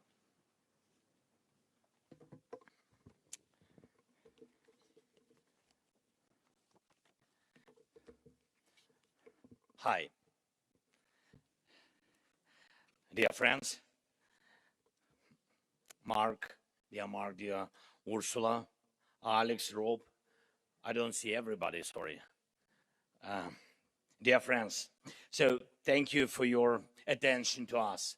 Thank you for your attention to Ukraine, to Ukrainian defense companies, and to our defense capabilities, which have truly become among the strongest in Europe and have been proven in modern war. And what do we mean by modern war today? War has changed fundamentally. These are revolutionary changes in the very nature of warfare, changes as serious as those during the First World War, when machine guns began to decide the outcome of battles, or with the development of modern tank warfare, which had such a profound impact on Europe during the Second World War, or with the invention of missiles. Today, drones and the very technology of fighting at a distance represent a revolutionary change in the technology of war. So in Ukraine, as we defend our positions on the front line and do so in a fully justified war of self-defense, we are now eliminating around 30,000 Russian soldiers every month. Just imagine that scale. In June alone, nearly 28,000 Russian soldiers were eliminated, and we have video confirmation for every single one of them. The overwhelming majority were struck by drones. And frankly, we take no pride in this. We are saying it to show what modern war looks like, a war we did not start, but one we are forced to fight in order to defend our country, our people, our children. Every day, this war also sees a massive amount of enemy equipment, logistics, and military facilities destroyed. And again, we do most of it with drones.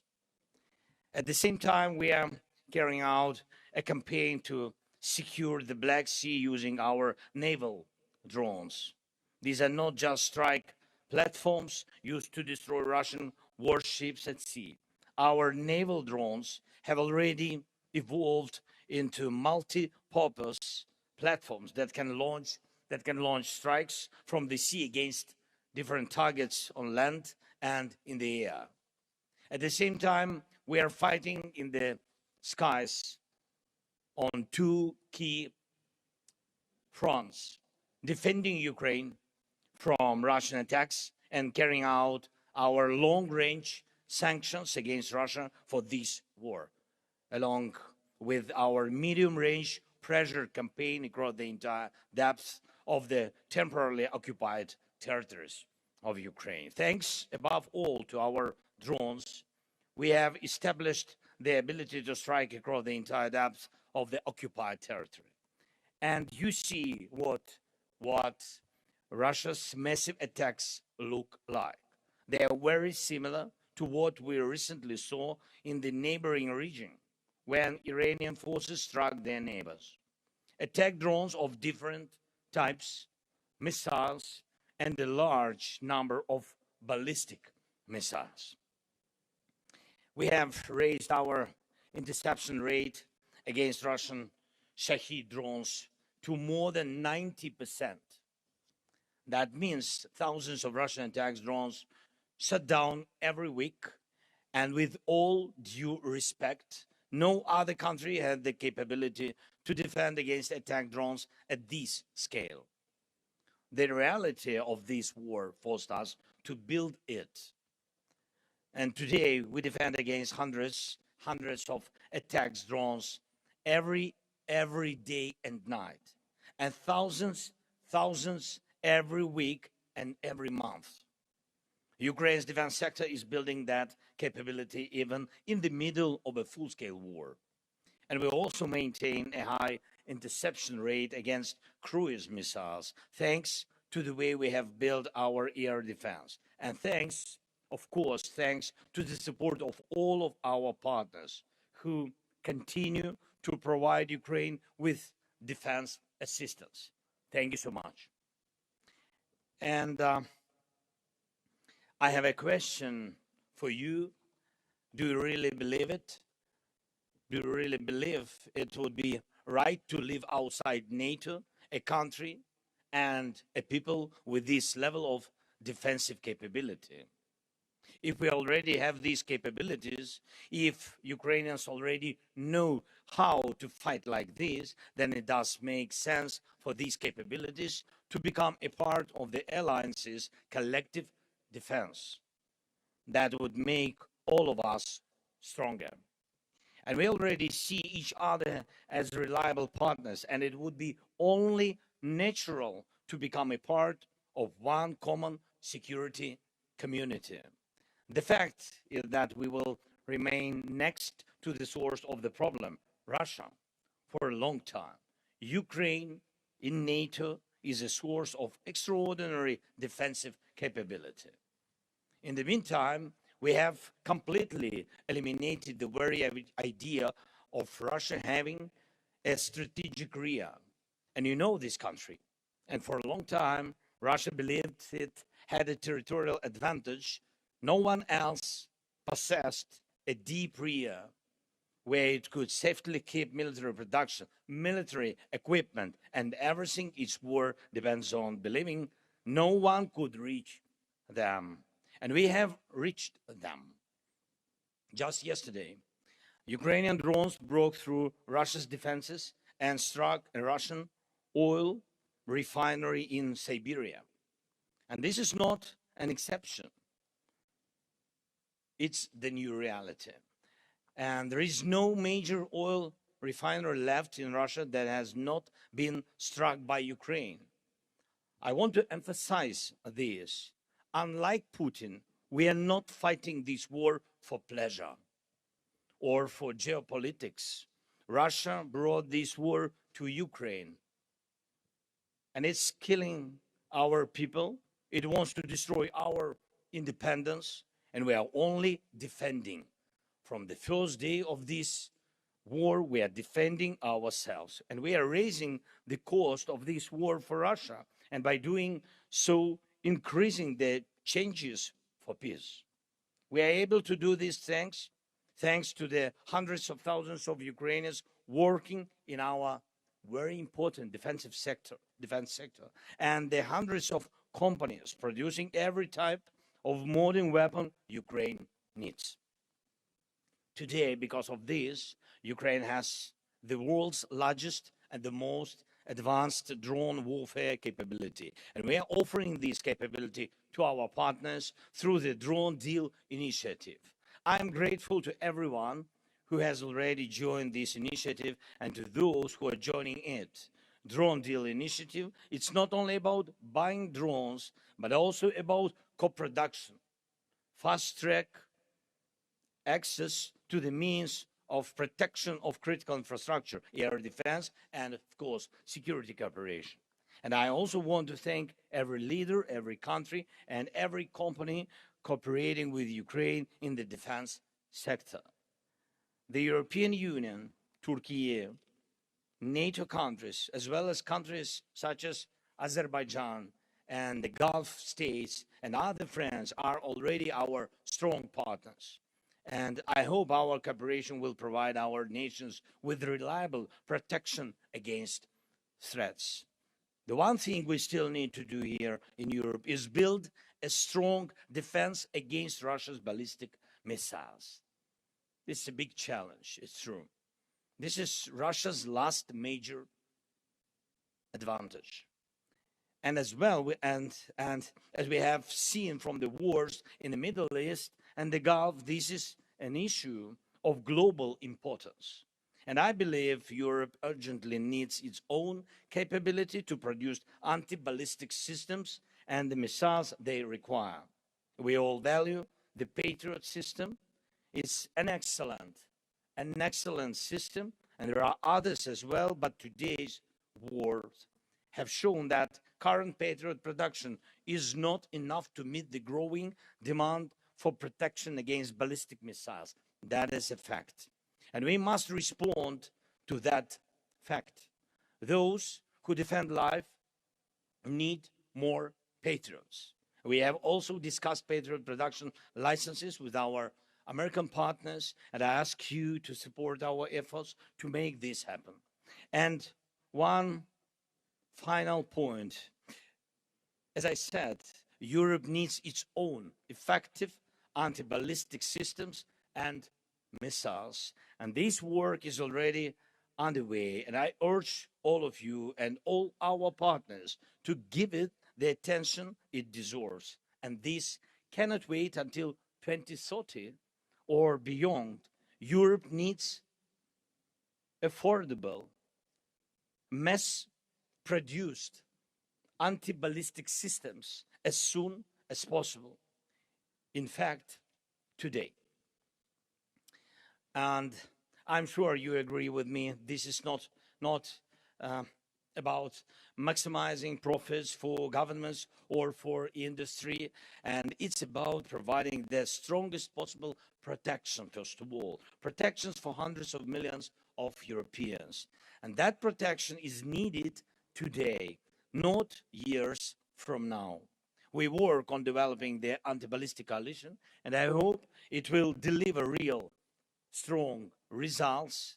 While this war continues, please help us get more air defense missiles. This is our top priority right now.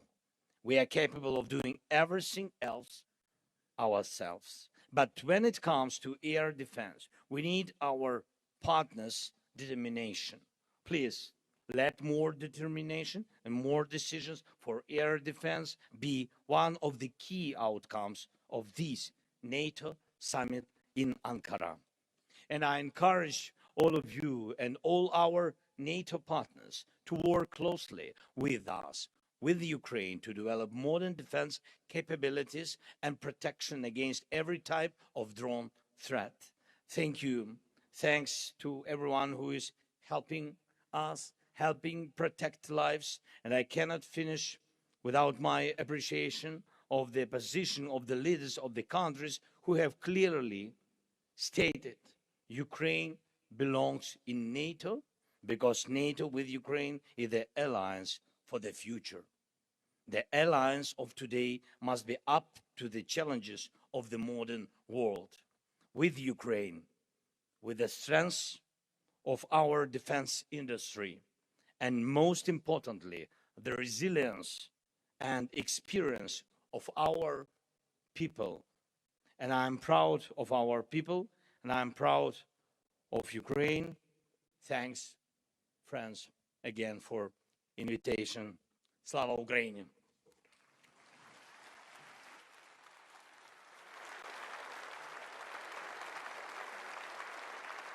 Thank you. Ladies and gentlemen, a very big round of applause for the President of Ukraine, Volodymyr Zelensky. Thank you very much indeed, President Zelensky, for your powerful speech and speaking to us here in Ankara today.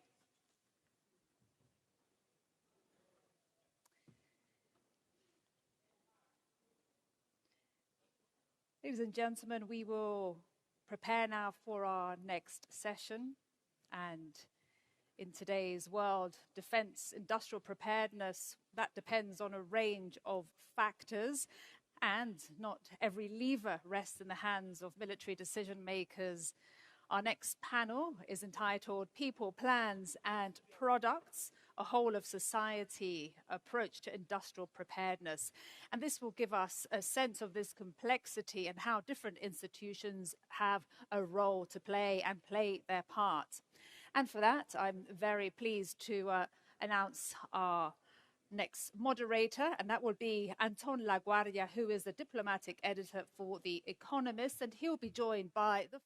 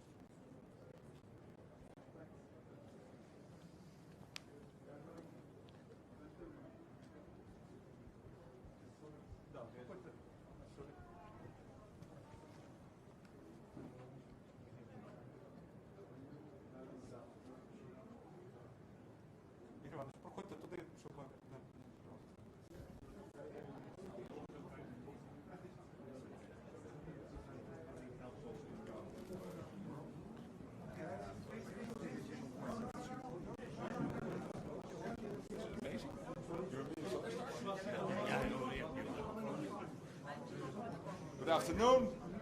Good afternoon. Volodymyr, shall we close the door? Great. Thank you. Volodymyr, great to see you, and welcome to the NATO Summit. What we are seeing over the last couple of months is what you guys are doing. It is really courageous. You are successful in hitting the Russian energy infrastructure, the Russian defense infrastructure, deep inside Russia. As you said in your speech, Putin is willing to sacrifice up to 30, some months even 35,000 of his own men being killed on the battlefield. Can you imagine the enormous loss this is for families and everyone? This is what the Russian president is willing to do. But militarily, it is crucial that you have these successes. Then on the front line, I mean, only 4 or 5 months ago, you still saw the Russians making gains. And now it is much less so. You are much more successful also on the front line. I think there's one big issue we have to work on, that's air defense, air defense, air defense. Making sure your cities, your vital infrastructure is protected. And by the way, when I list all the issues Russia is facing, one of the most important ones is what you're doing to their economy. The economy is in a very bad shape in Russia. So maybe just one message. Let me repeat what I said when I visited with the ambassadors of NATO in Kiev. If you are a young man in Russia today and you contemplate to join the military, you might be one of those 30,000. This month, next month, the months after, you know that your president in Russia, Vladimir Vladimirovich Putin, is willing to sacrifice you. So think about it again before you join the military. And again, thank you for being here and being such an incredible leader and friend. Thank you so much. Thank you, dear Mark. Thank you, you personally, and thanks to President Erdogan and for the invitation to NATO Summit. Thank you for this opening forum, which is very important, Defense Industry Forum. Thank you for organization, and this is important, and I hope that our companies, not everybody, because we have hundreds of the companies, but some representatives of our sector, defense sector, will present what they do, how they do, and I think this is very important to share all this experience with partners. The second point, I agree with Mark, absolutely. We can speak about different initiatives which are important for Ukraine, Danish initiative, Czech initiative, anti-ballistic, the new initiative, but Mark is absolutely, first of all, is very helpful with the Pearl program. Thank you very much. Because of this program, we can get maybe sometimes not too much, but anyway, PAC-3, PAC-2 missiles from the United States. And tomorrow we will speak about different topics with President Trump and also about this. But also what is important is today to find a way how to get as quick as possible, as much as possible, missiles for Patriot systems. This is the most important thing. We will discuss with Mark this topic. We understand who is not only Americans, by the way, from our friends, they have these possibilities, and we need it very much, and it's urgent topic for us. I think you saw all these attacks from Russia, each day attacks. It's true that they begin to be weak on the battlefield. Russians, and they still a lot of soldiers, and still we have to defend our soldiers also. When we speak about defending, when we speak about air defense, we need it for civilians, but also for our army. We need them to defend them.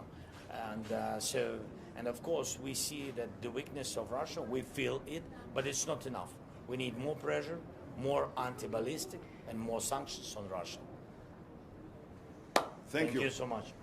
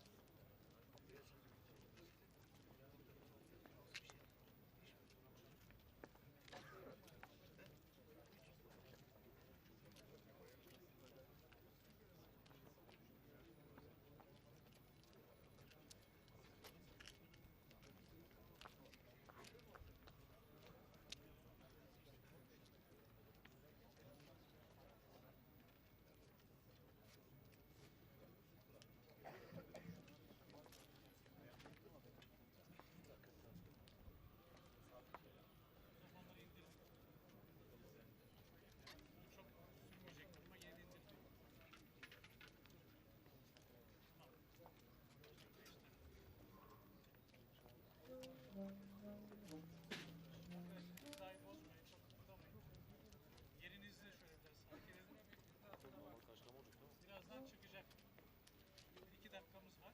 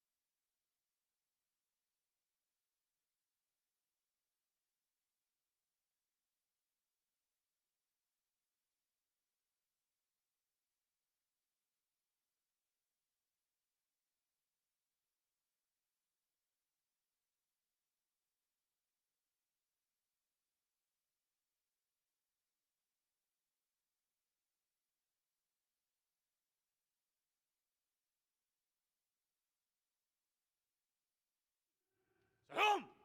Dur! Dikkat! Sola! Bak!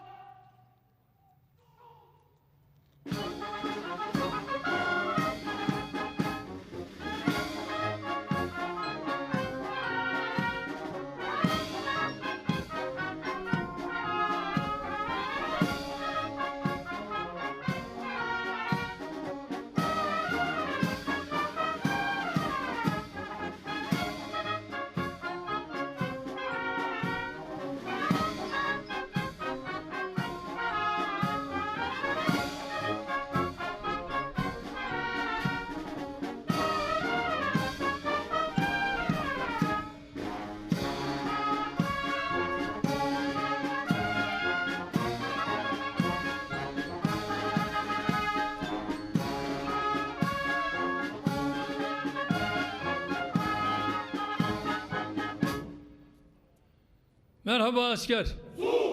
Nasılsınız? Sizler de sağ olun.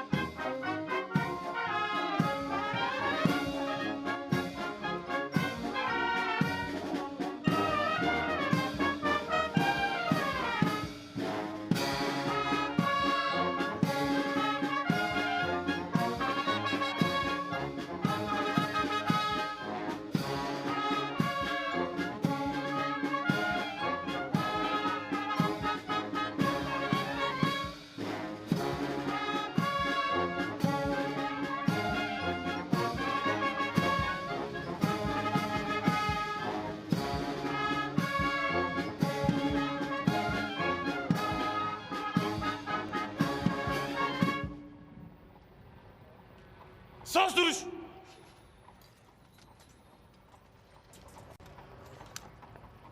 Dön rahat!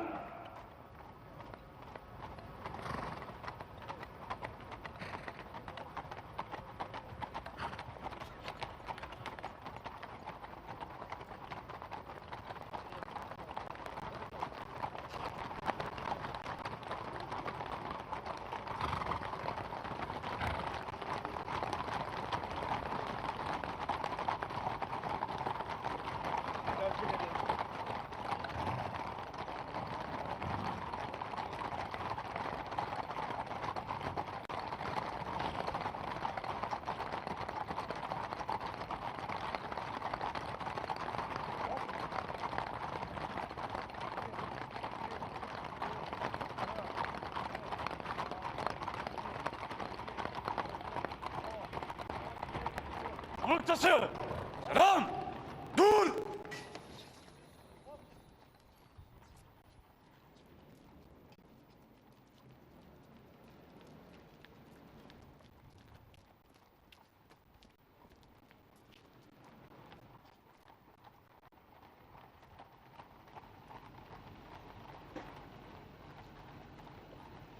Dikkat!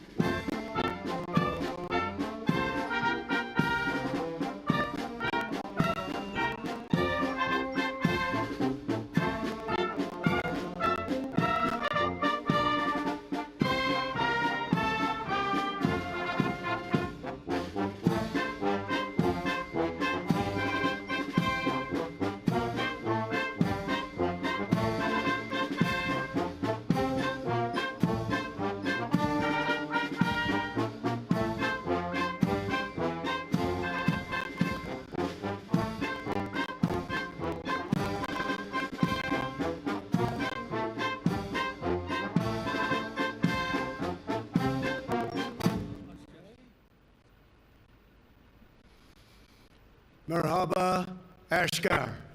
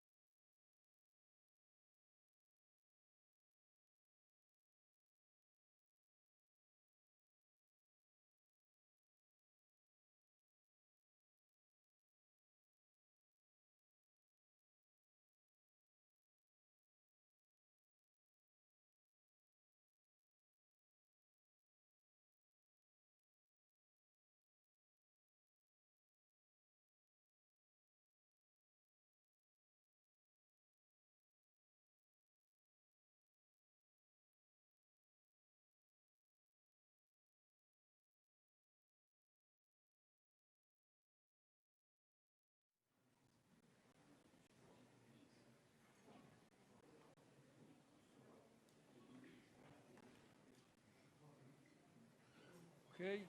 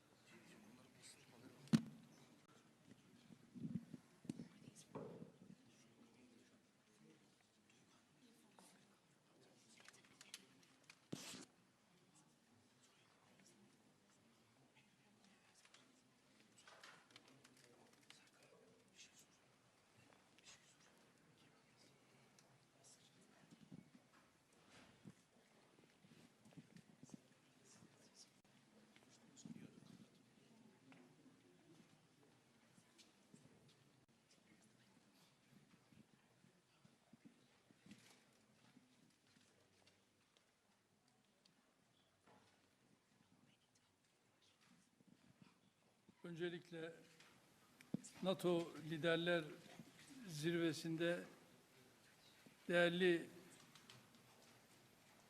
dostumla Ankara'da bir arada olmak bizlere ayrı bir güç katmıştır. Kendilerine hoş geldiniz diyorum.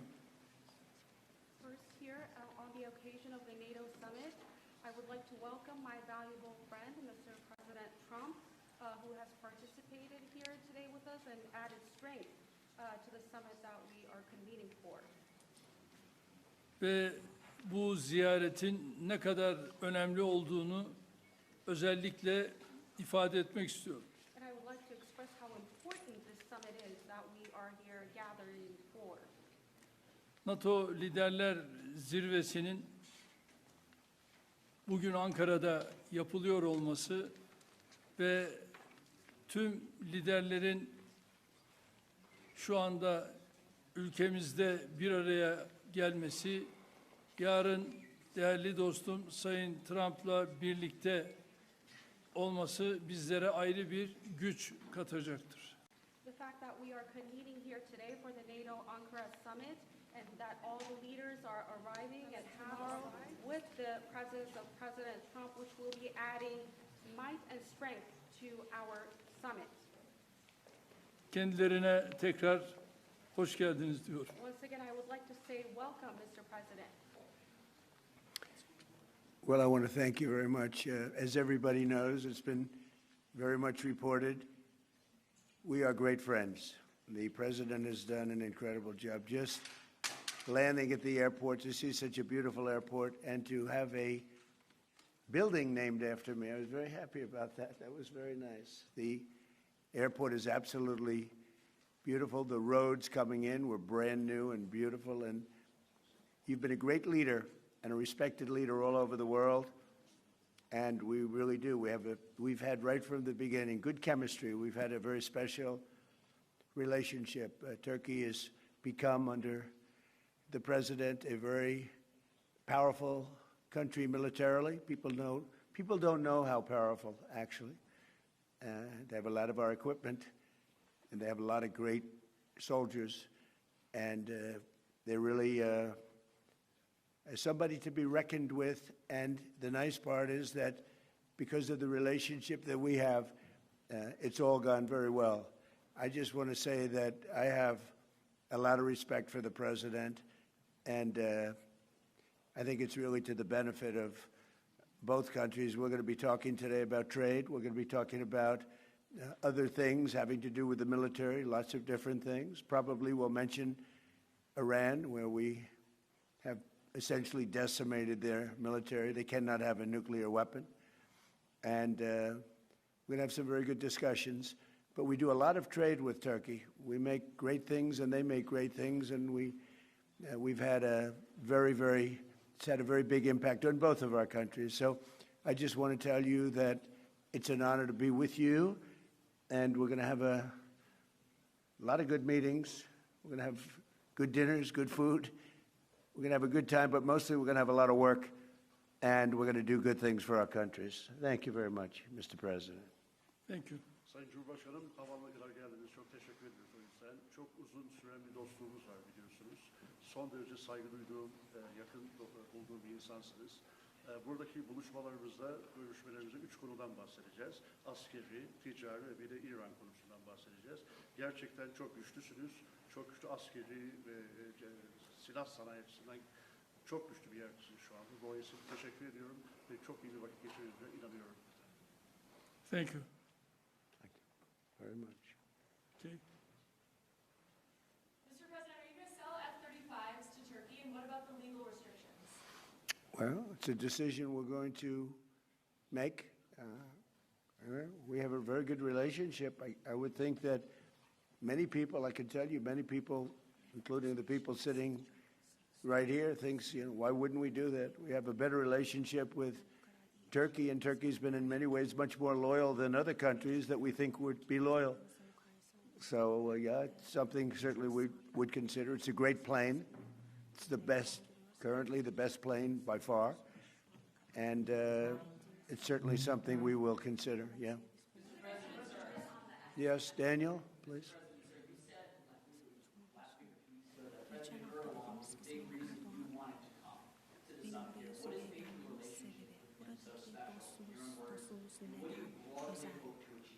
You never know why a relationship is special. Some people you get along with, and some people you don't. Sometimes you get along with the toughest people, like him, and sometimes you don't get along with the weakest, most pathetic people. You just don't get along. Maybe you don't respect them, but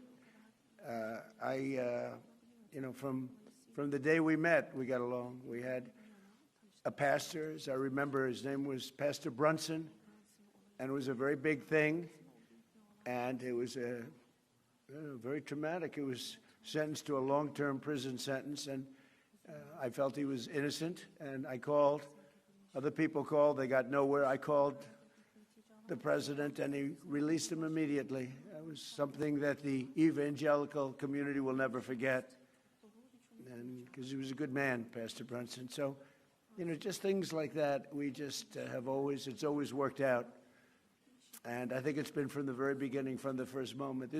I said it before, it's a chemistry that works between us. There are those that I don't have a good chemistry with, I will tell you that. And we work that out too.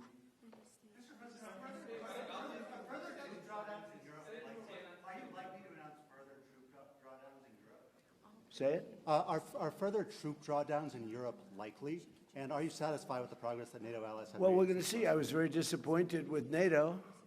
And frankly, if it weren't held in Turkey, where my friend happens to be a very strong leader, a very strong person, it's possible that I wouldn't have attended. I felt I had to attend because of the fact that, I know he's gone all out. It was a big thing to have NATO come to Turkey or any place else. It's a big thing. But we weren't treated well because we did something in Iran.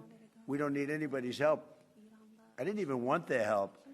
But before I asked, they said they wouldn't be there. And we've invested trillions of dollars in NATO. Why? To protect European countries and others, Canada, etc., but to protect people, countries from, generally speaking, it used to be the Soviet Union, now it's Russia. And I say that's fine, but you would think that they'd be very willing to do something to help us.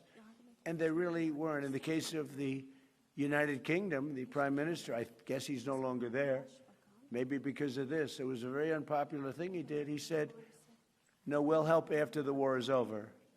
I said, I don't need that kind of help. We didn't need any help at all. And in a way, I was testing people. I was testing to see whether or not they'd be there, because I've long said that we help them, but I'm not sure that they'd be there for us. And Italy turned us down, and Germany turned us down, and France turned us down. And it's okay. but, you know, why are we spending hundreds of billions of dollars and they're not there for us? We've always been there for them.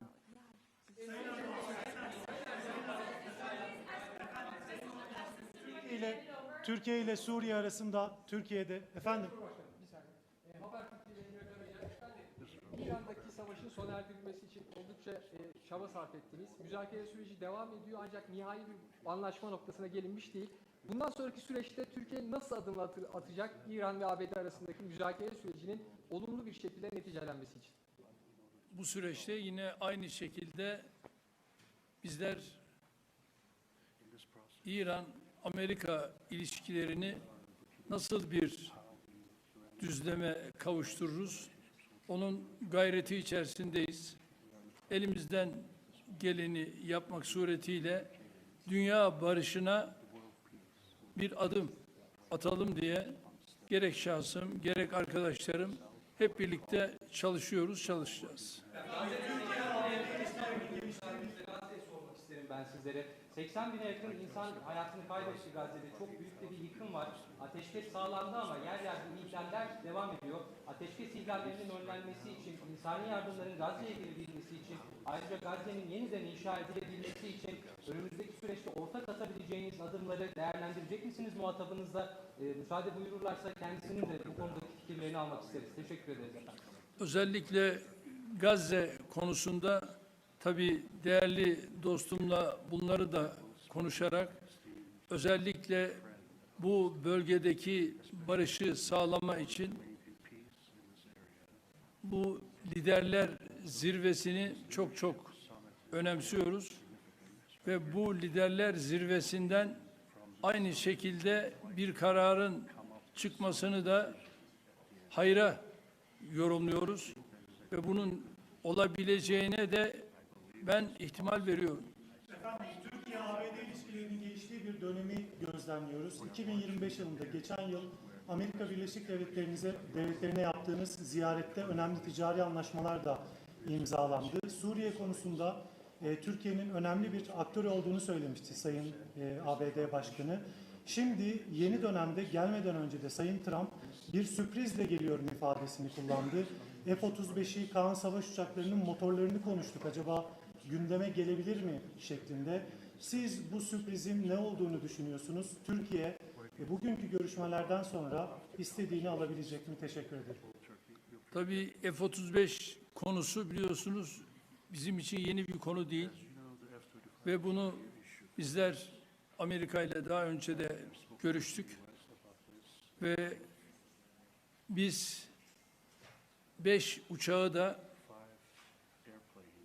sözünü aldık ve Sayın Trump'ın bu konuda bize ayrıca sözü var ve şimdi de bu liderler zirvesinde yapacağımız görüşmelerde F-35 ile ilgili kendilerinden bu daha önce aldığımız sözün ben geleceğe yönelik olumlu şekilde test ettiğimizi biliyorum ve bu konuda da Sayın Trump her zaman sözünün arkasındadır. Burada yine inşallah F-35 konusunda bu liderler zirvesinden hayırlı bir karar çıkacağına inanıyorum.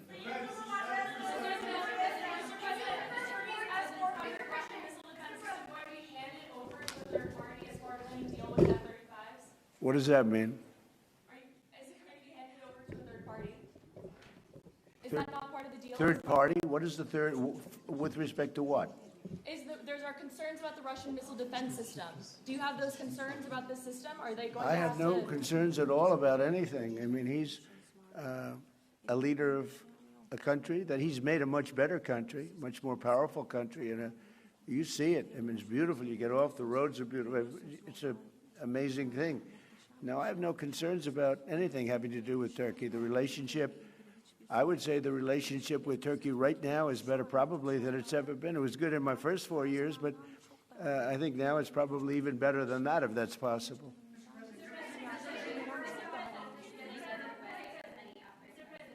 Sir, U.S. military and Turkish military constitute a really strong and large military base for NATO. Are we expecting further defense cooperation out of this bilateral meeting, out of this NATO summit here in Ankara? Well, we're going to find out when I go there. We're going to find out. We're going to be having meetings. I'm very friendly with many of the leaders.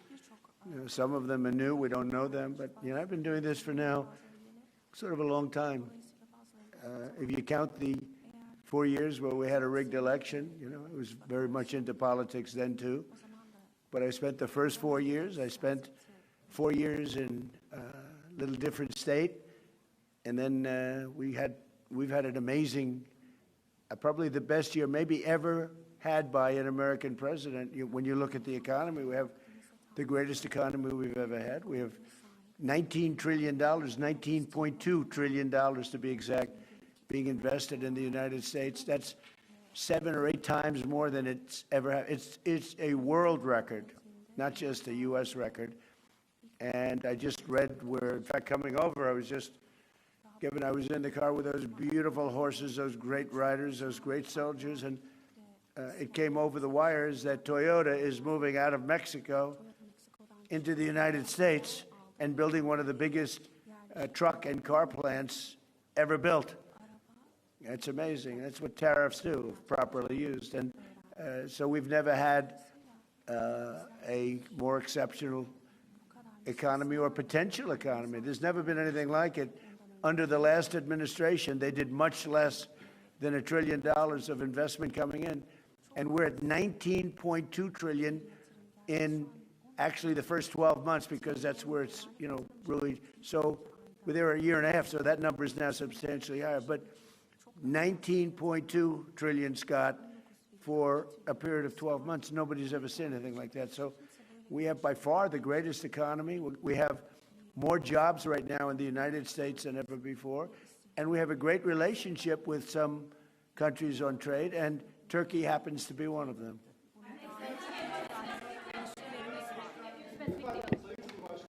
Siz her fırsatta dünya 5'ten büyüktür, daha aktif bir dünya görüşünü tutuyorsunuz.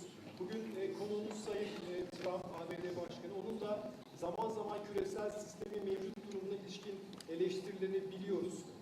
NATO'nun iki en büyük askeri gücü olarak bu noktada, bu eleştiriler doğrultusunda ortak bir adım, ortak bir girişimde bulunması önümüzdeki süreçte söz konusu olabilir mi? NATO'da iki önemli ülke olarak gerek Amerika gerekse Türkiye, bizler bu liderler zirvesinden de dayanışma içerisinde güçlü bir çıkışı sağlayacağız ve bunu da başaracağımıza inanıyorum.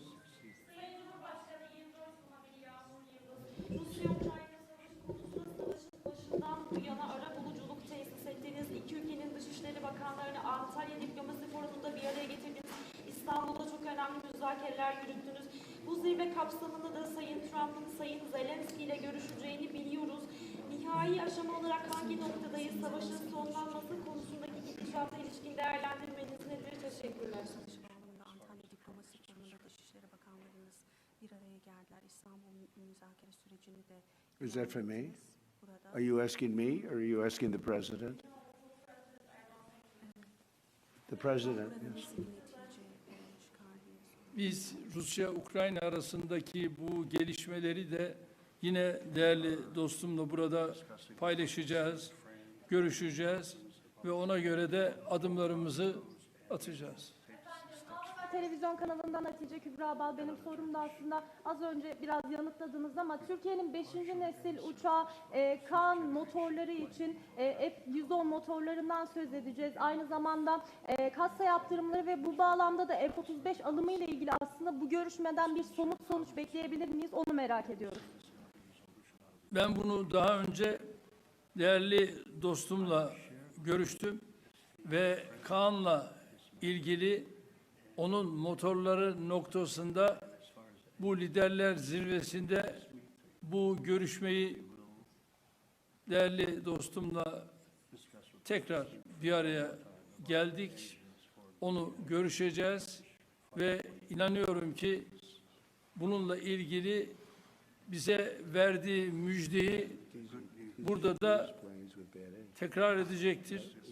Ve bu müjdeyle de herhalde liderler zirvesinde kendisine teşekkür edeceğiz.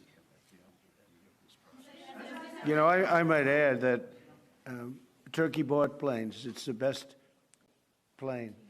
But they bought planes from the United States. And when you buy a plane from the United States, if there's engine rehab and other things that are done to engines, there's various things that happen, including just maintenance.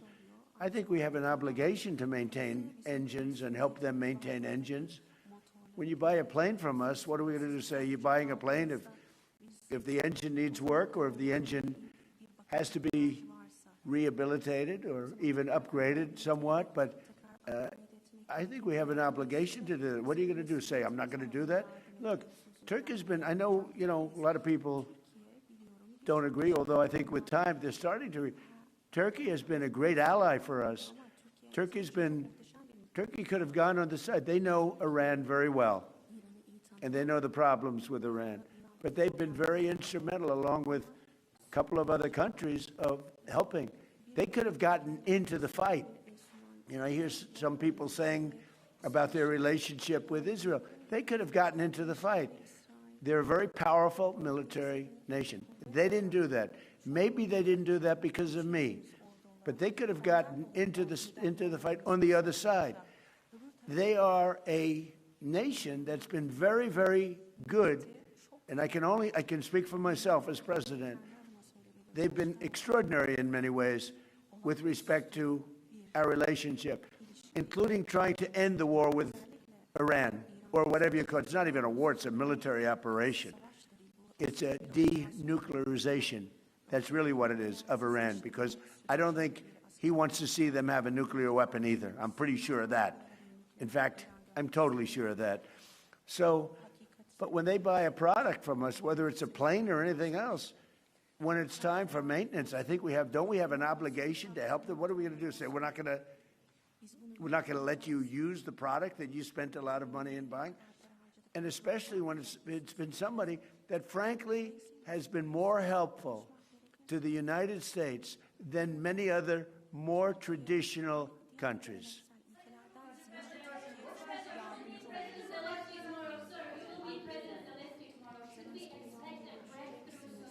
I do. I had a very good talk with President Putin, who, by the way, has a lot of respect for President Erdogan, a lot of respect for him.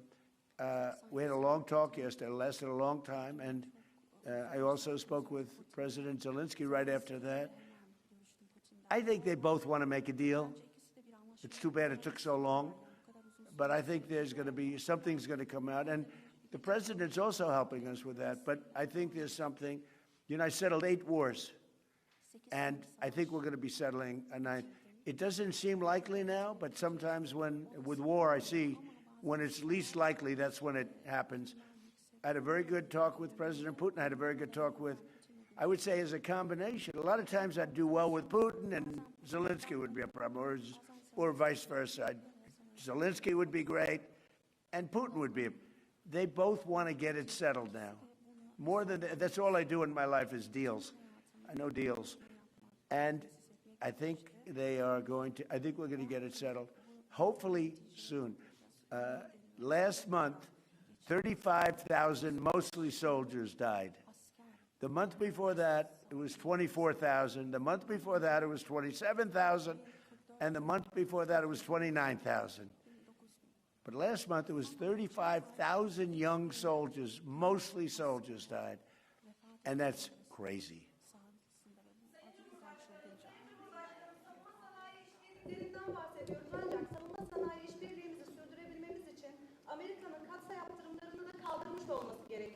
Sayın Büyükelçi Barak burada. Kendisinin bu konuda aslında mesajları da oldu geçtiğimiz aylarda. Sayın Başkan'ın da bu konuda olumlu düşündüğünü biliyoruz. Hem ticaret hacmi hedefine ulaşmak hem de NATO zirvesinde burada Sayın Trump gelmeden önce de açıkladılar. Aslında Türkiye'nin hattıyla zirveye katıldığını da açıkladılar ama aynı zamanda kasa yaptırımlarının Türkiye'ye uygulanıyor olmasında bir tezat olduğu düşünülüyor.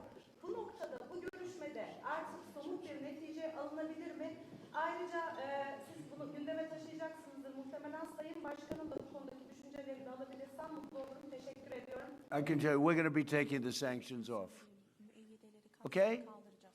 I don't want him to waste his time answering that question because we're working very closely with Marco Rubio, a very famous man, great Secretary of State, and with Scott Bessent, and with Pete and everybody else. We're going to be taking the sanctions off. It's time to do that. Okay? We don't want to sanction friends. It's very simple.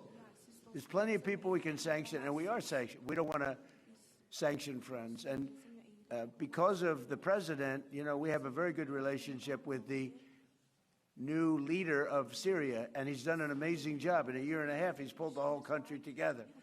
And I have a very great relationship with him. And somebody said, well, he's pretty rough to put him there. I approved him along with the president. We were the two that really wanted him. And he's done a great job. He's done a great job. He's pulled it together. Not an easy job. Post yesterday with respect to Prime Minister Maloney, that True Social post with the restraining order. Oh, I don't know. I think she's a nice person, actually.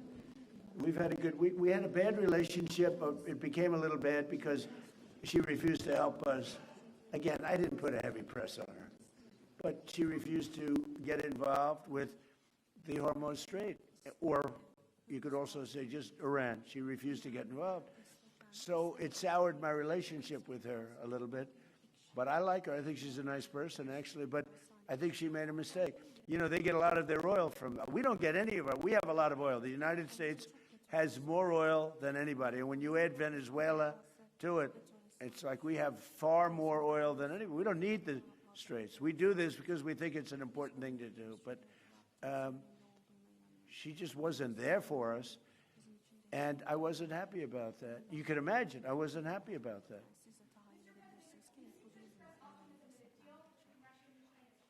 Why do you think that?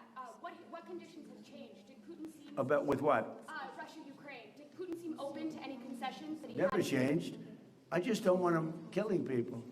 You know, it doesn't affect the United States. When Biden was here, he gave them hundreds of billions of dollars worth of equipment. Now I sell the equipment for, you know, fair price, the full price. And I sell it not to Ukraine, I sell it to the European Union. They pay us. But with me, it's not anything to do other than I'd like to save lives. You have 25, 35, 30. One time it hit 41,000 a month souls. They're dead. They leave their mother in Ukraine. They leave their mother and father in Russia, Ukraine. They wave goodbye. And a week later, they're dead. It's crazy. And I would like to see. It doesn't affect us. It's really, you know, it's far away. It affects Europe much more. We're there to help Europe. But it doesn't affect the United States. We have an ocean in between.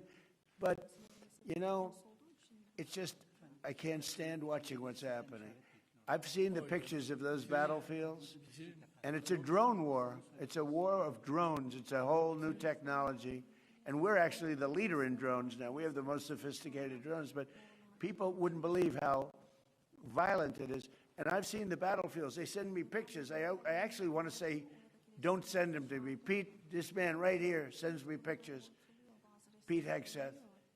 And I said, Pete, you know what? Doesn't help to look. I've never seen anything like it. It's carnage. And it should stop.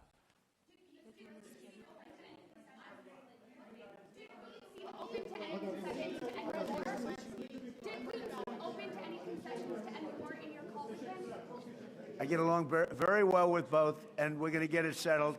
And President Erdogan's helping us get it settled, as he's helping with Iran.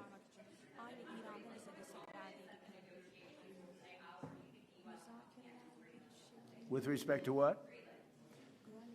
Well, that's what hurt my relationship with NATO, because Greenland doesn't help Denmark. Denmark doesn't spend money to really help Greenland, but it's an important part for the United States. And it's surrounded by China ships and Russian ships. And that's not going to happen. The ships it's not going to happen. It was Greenland that, and it continues to be, That should be controlled by the United States, not by Denmark. And when they wouldn't go along with it, and with all the money we spend to help them with Russia, and we don't have to spend any money, we could remove all of our soldiers out of Europe. Because as you probably noticed, Europe's a very different place than it was 20 years ago. A lot different, much different. It's a much different, and they better be careful with immigration and energy. If they're not careful with those two things, you're not going to have a Europe anymore. Okay, thank you very much, everybody. Değerli arkadaşlar,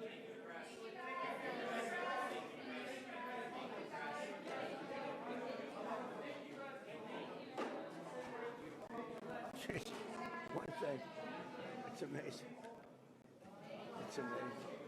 Harika gerçekten. İnanılmaz bir şey yani.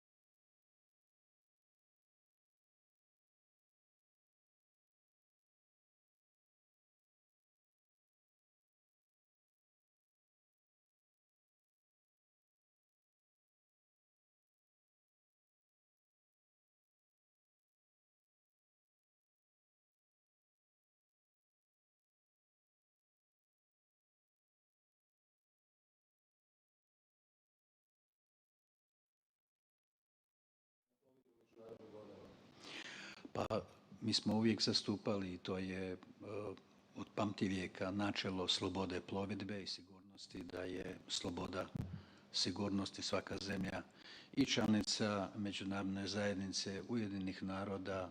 Dakle, imamo jednaku odgovornost i sloboda plovidbe bi trebala biti zajamčena, ali o tome naravno se može razgovarati. Ali za nas je apsolutno sloboda, sigurnost i sloboda plovidbe glavni prioritet.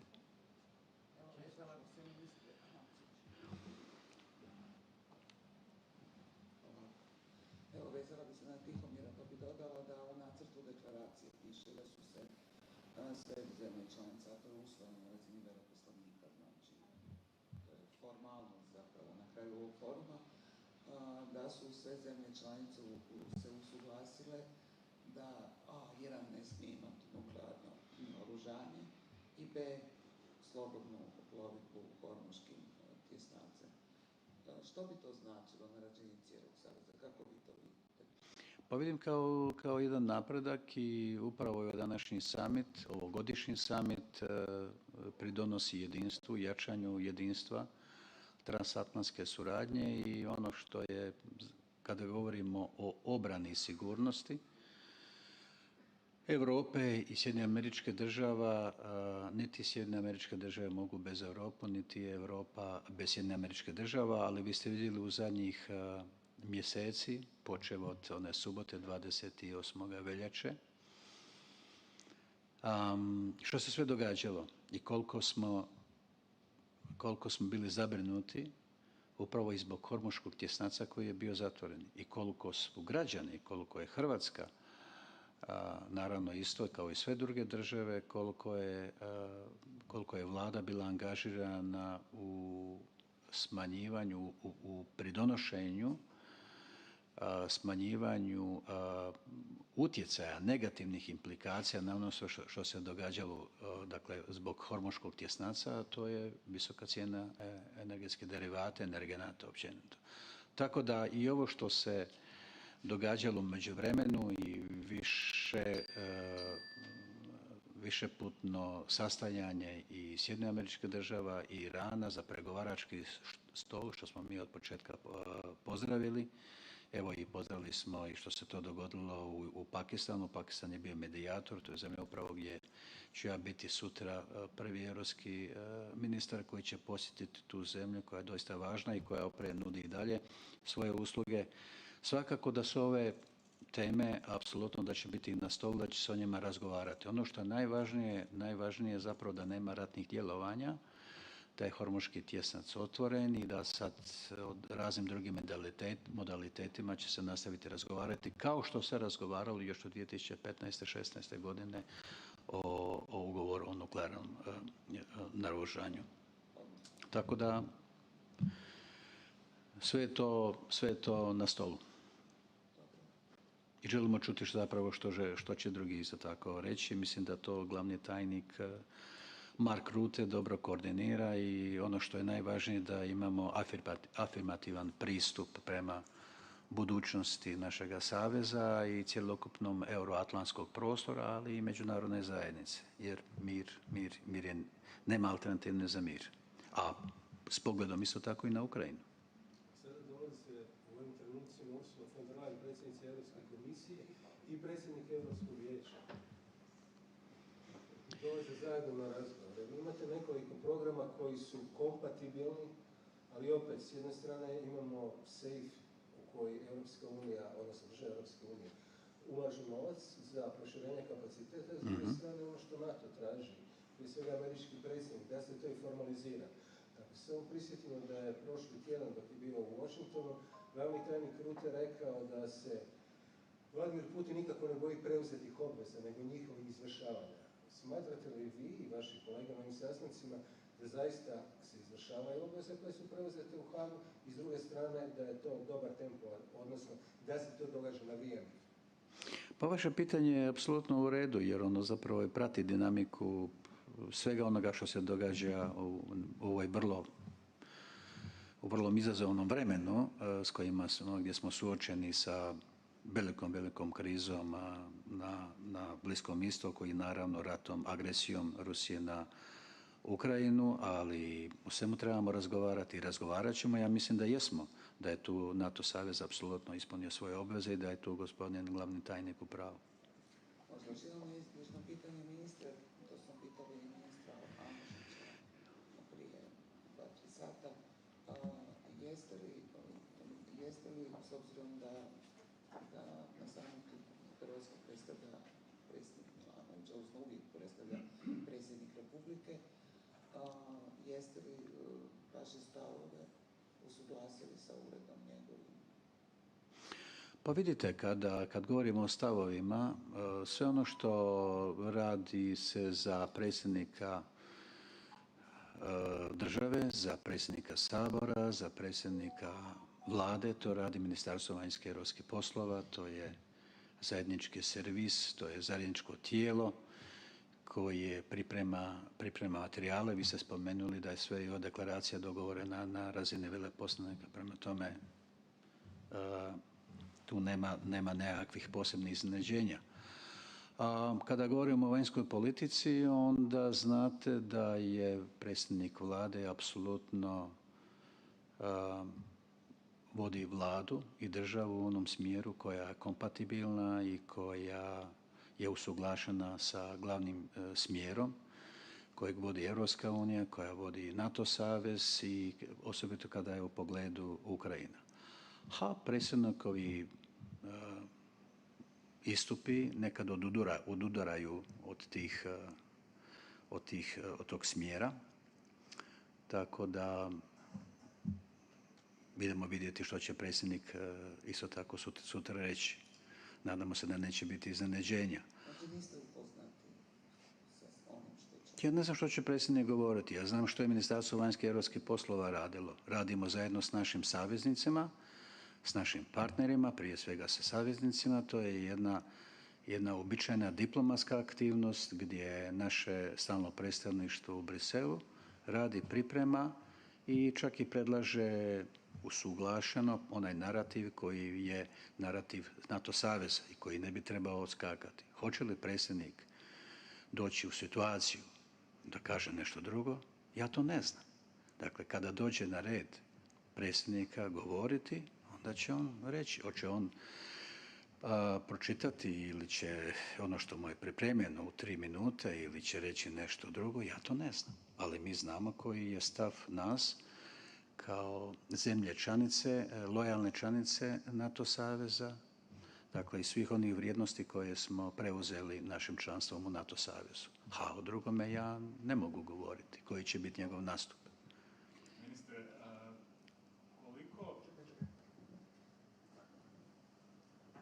Ministre, iako se ovdje većina zemalja koje su došle i u završnoj deklaraciji, pogotovo glavni tajnik, šalju poruke jedinstva, sklada, dakle da nema problema u Savezu, ipak je Donald Trump, nema sad dugo da je održao jedan zajednički susret s predsjednikom Erdoganom i od njega smo ponovno mogli čuti poruke kako smatra da SAD treba kontrolirati Grenland, kako ponovno je tu bila kritika prema ostatku NATO saveza, odnosno prema europskim zemljama članicama.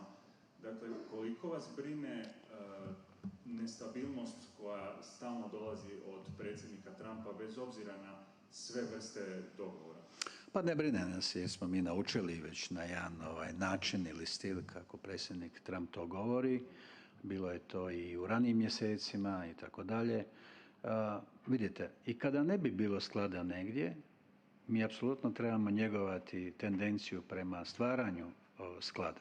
Jer, čujte, drugačije nemate alternativu za jedan savez čiji su ciljevi jedinstvo, solidarnost, kolektivna obrana i zajedničko odvraćanje od prijetnji. Tako da tu samo mogu ja sad, čini mi se po ovome kako smo i pripremili ovaj NATO summit i deklaraciju i općenito sve dokumente koji se činjavaju ovaj summit, mislim da možemo reći da sam optimističan i da možemo reći u odnosu na ranije godine da će ovaj summit biti jako dobar i da će polučiti dobre rezultate i da će pokazati upravo to transatlantsko jedinstvo i zajedništvo. Hvala.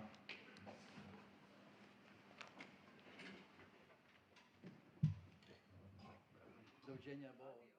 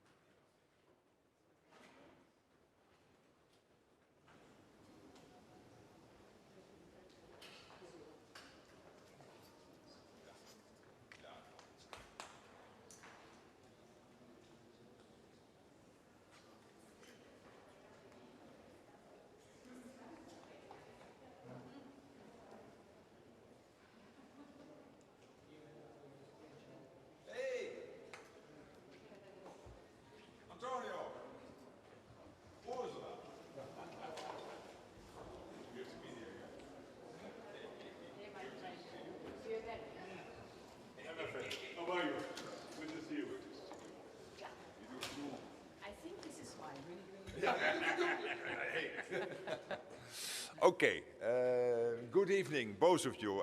I'm so happy that we have this opportunity. Thank you for being here at the NATO Summit.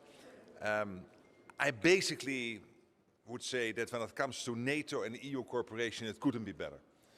We have a clear distinction of labor where NATO is working on the capabilities and the standards and the command and control, and basically all the rest is being handled by the European Union. So that has to do with resilience, infrastructure, the defense industrial base, but also money. And you are so successful in making sure, for example, through SAFE and all the other programs the EU is running, that the money is there supporting the 27 EU countries, 23 of which are also a member of NATO, an ally within the alliance, that the money is there. So for all these reasons, and this is crucial, because we have the Russian threat, we know the Russians work together with North Korea, China and Iran, so we cannot be naive, we have to pull together. This is exactly what we are doing, and I really want to both thank you for that. So whom can I give the floor? Is there a protocol order? We have a protocol order, my friend. So you first. Dear Mark, dear Ursula, first of all, I would like to express I'm so glad with this, our strategic cooperation. Our member states, as you knowledge, are fulfilling their commitments. Yeah. And Europe is taking greater responsibility in our own defense. Absolutely. And now we need to continue. And what the European citizens expect from this Ankara summit is a clear message that we can continue to rely on NATO for their own defense and also for our deterrence, based on the very strong transatlantic relationship. Then my best wishes for this summit and for a clear outcome. Thank you so much. And also from my side, my dear friend Mark, thank you very much for this meeting here in Ankara. Indeed, a strong Europe is a strong NATO, and we are determined to fill the gaps that we see in the defense posture. And for that, we have mobilized 800 billion euros up to 2030 that have to be invested to have a strong defense industrial base. Not only do we want a strong defense industrial base, but also we want more joint venture with Ukraine, because they are highly innovative and battlefield experience. And of course, we want more joint procurement within the European Union, because this means interoperability. So many topics to discuss with you. Thank you very much for inviting us. Thank you so much. So thank you. Let's start. Bye-bye.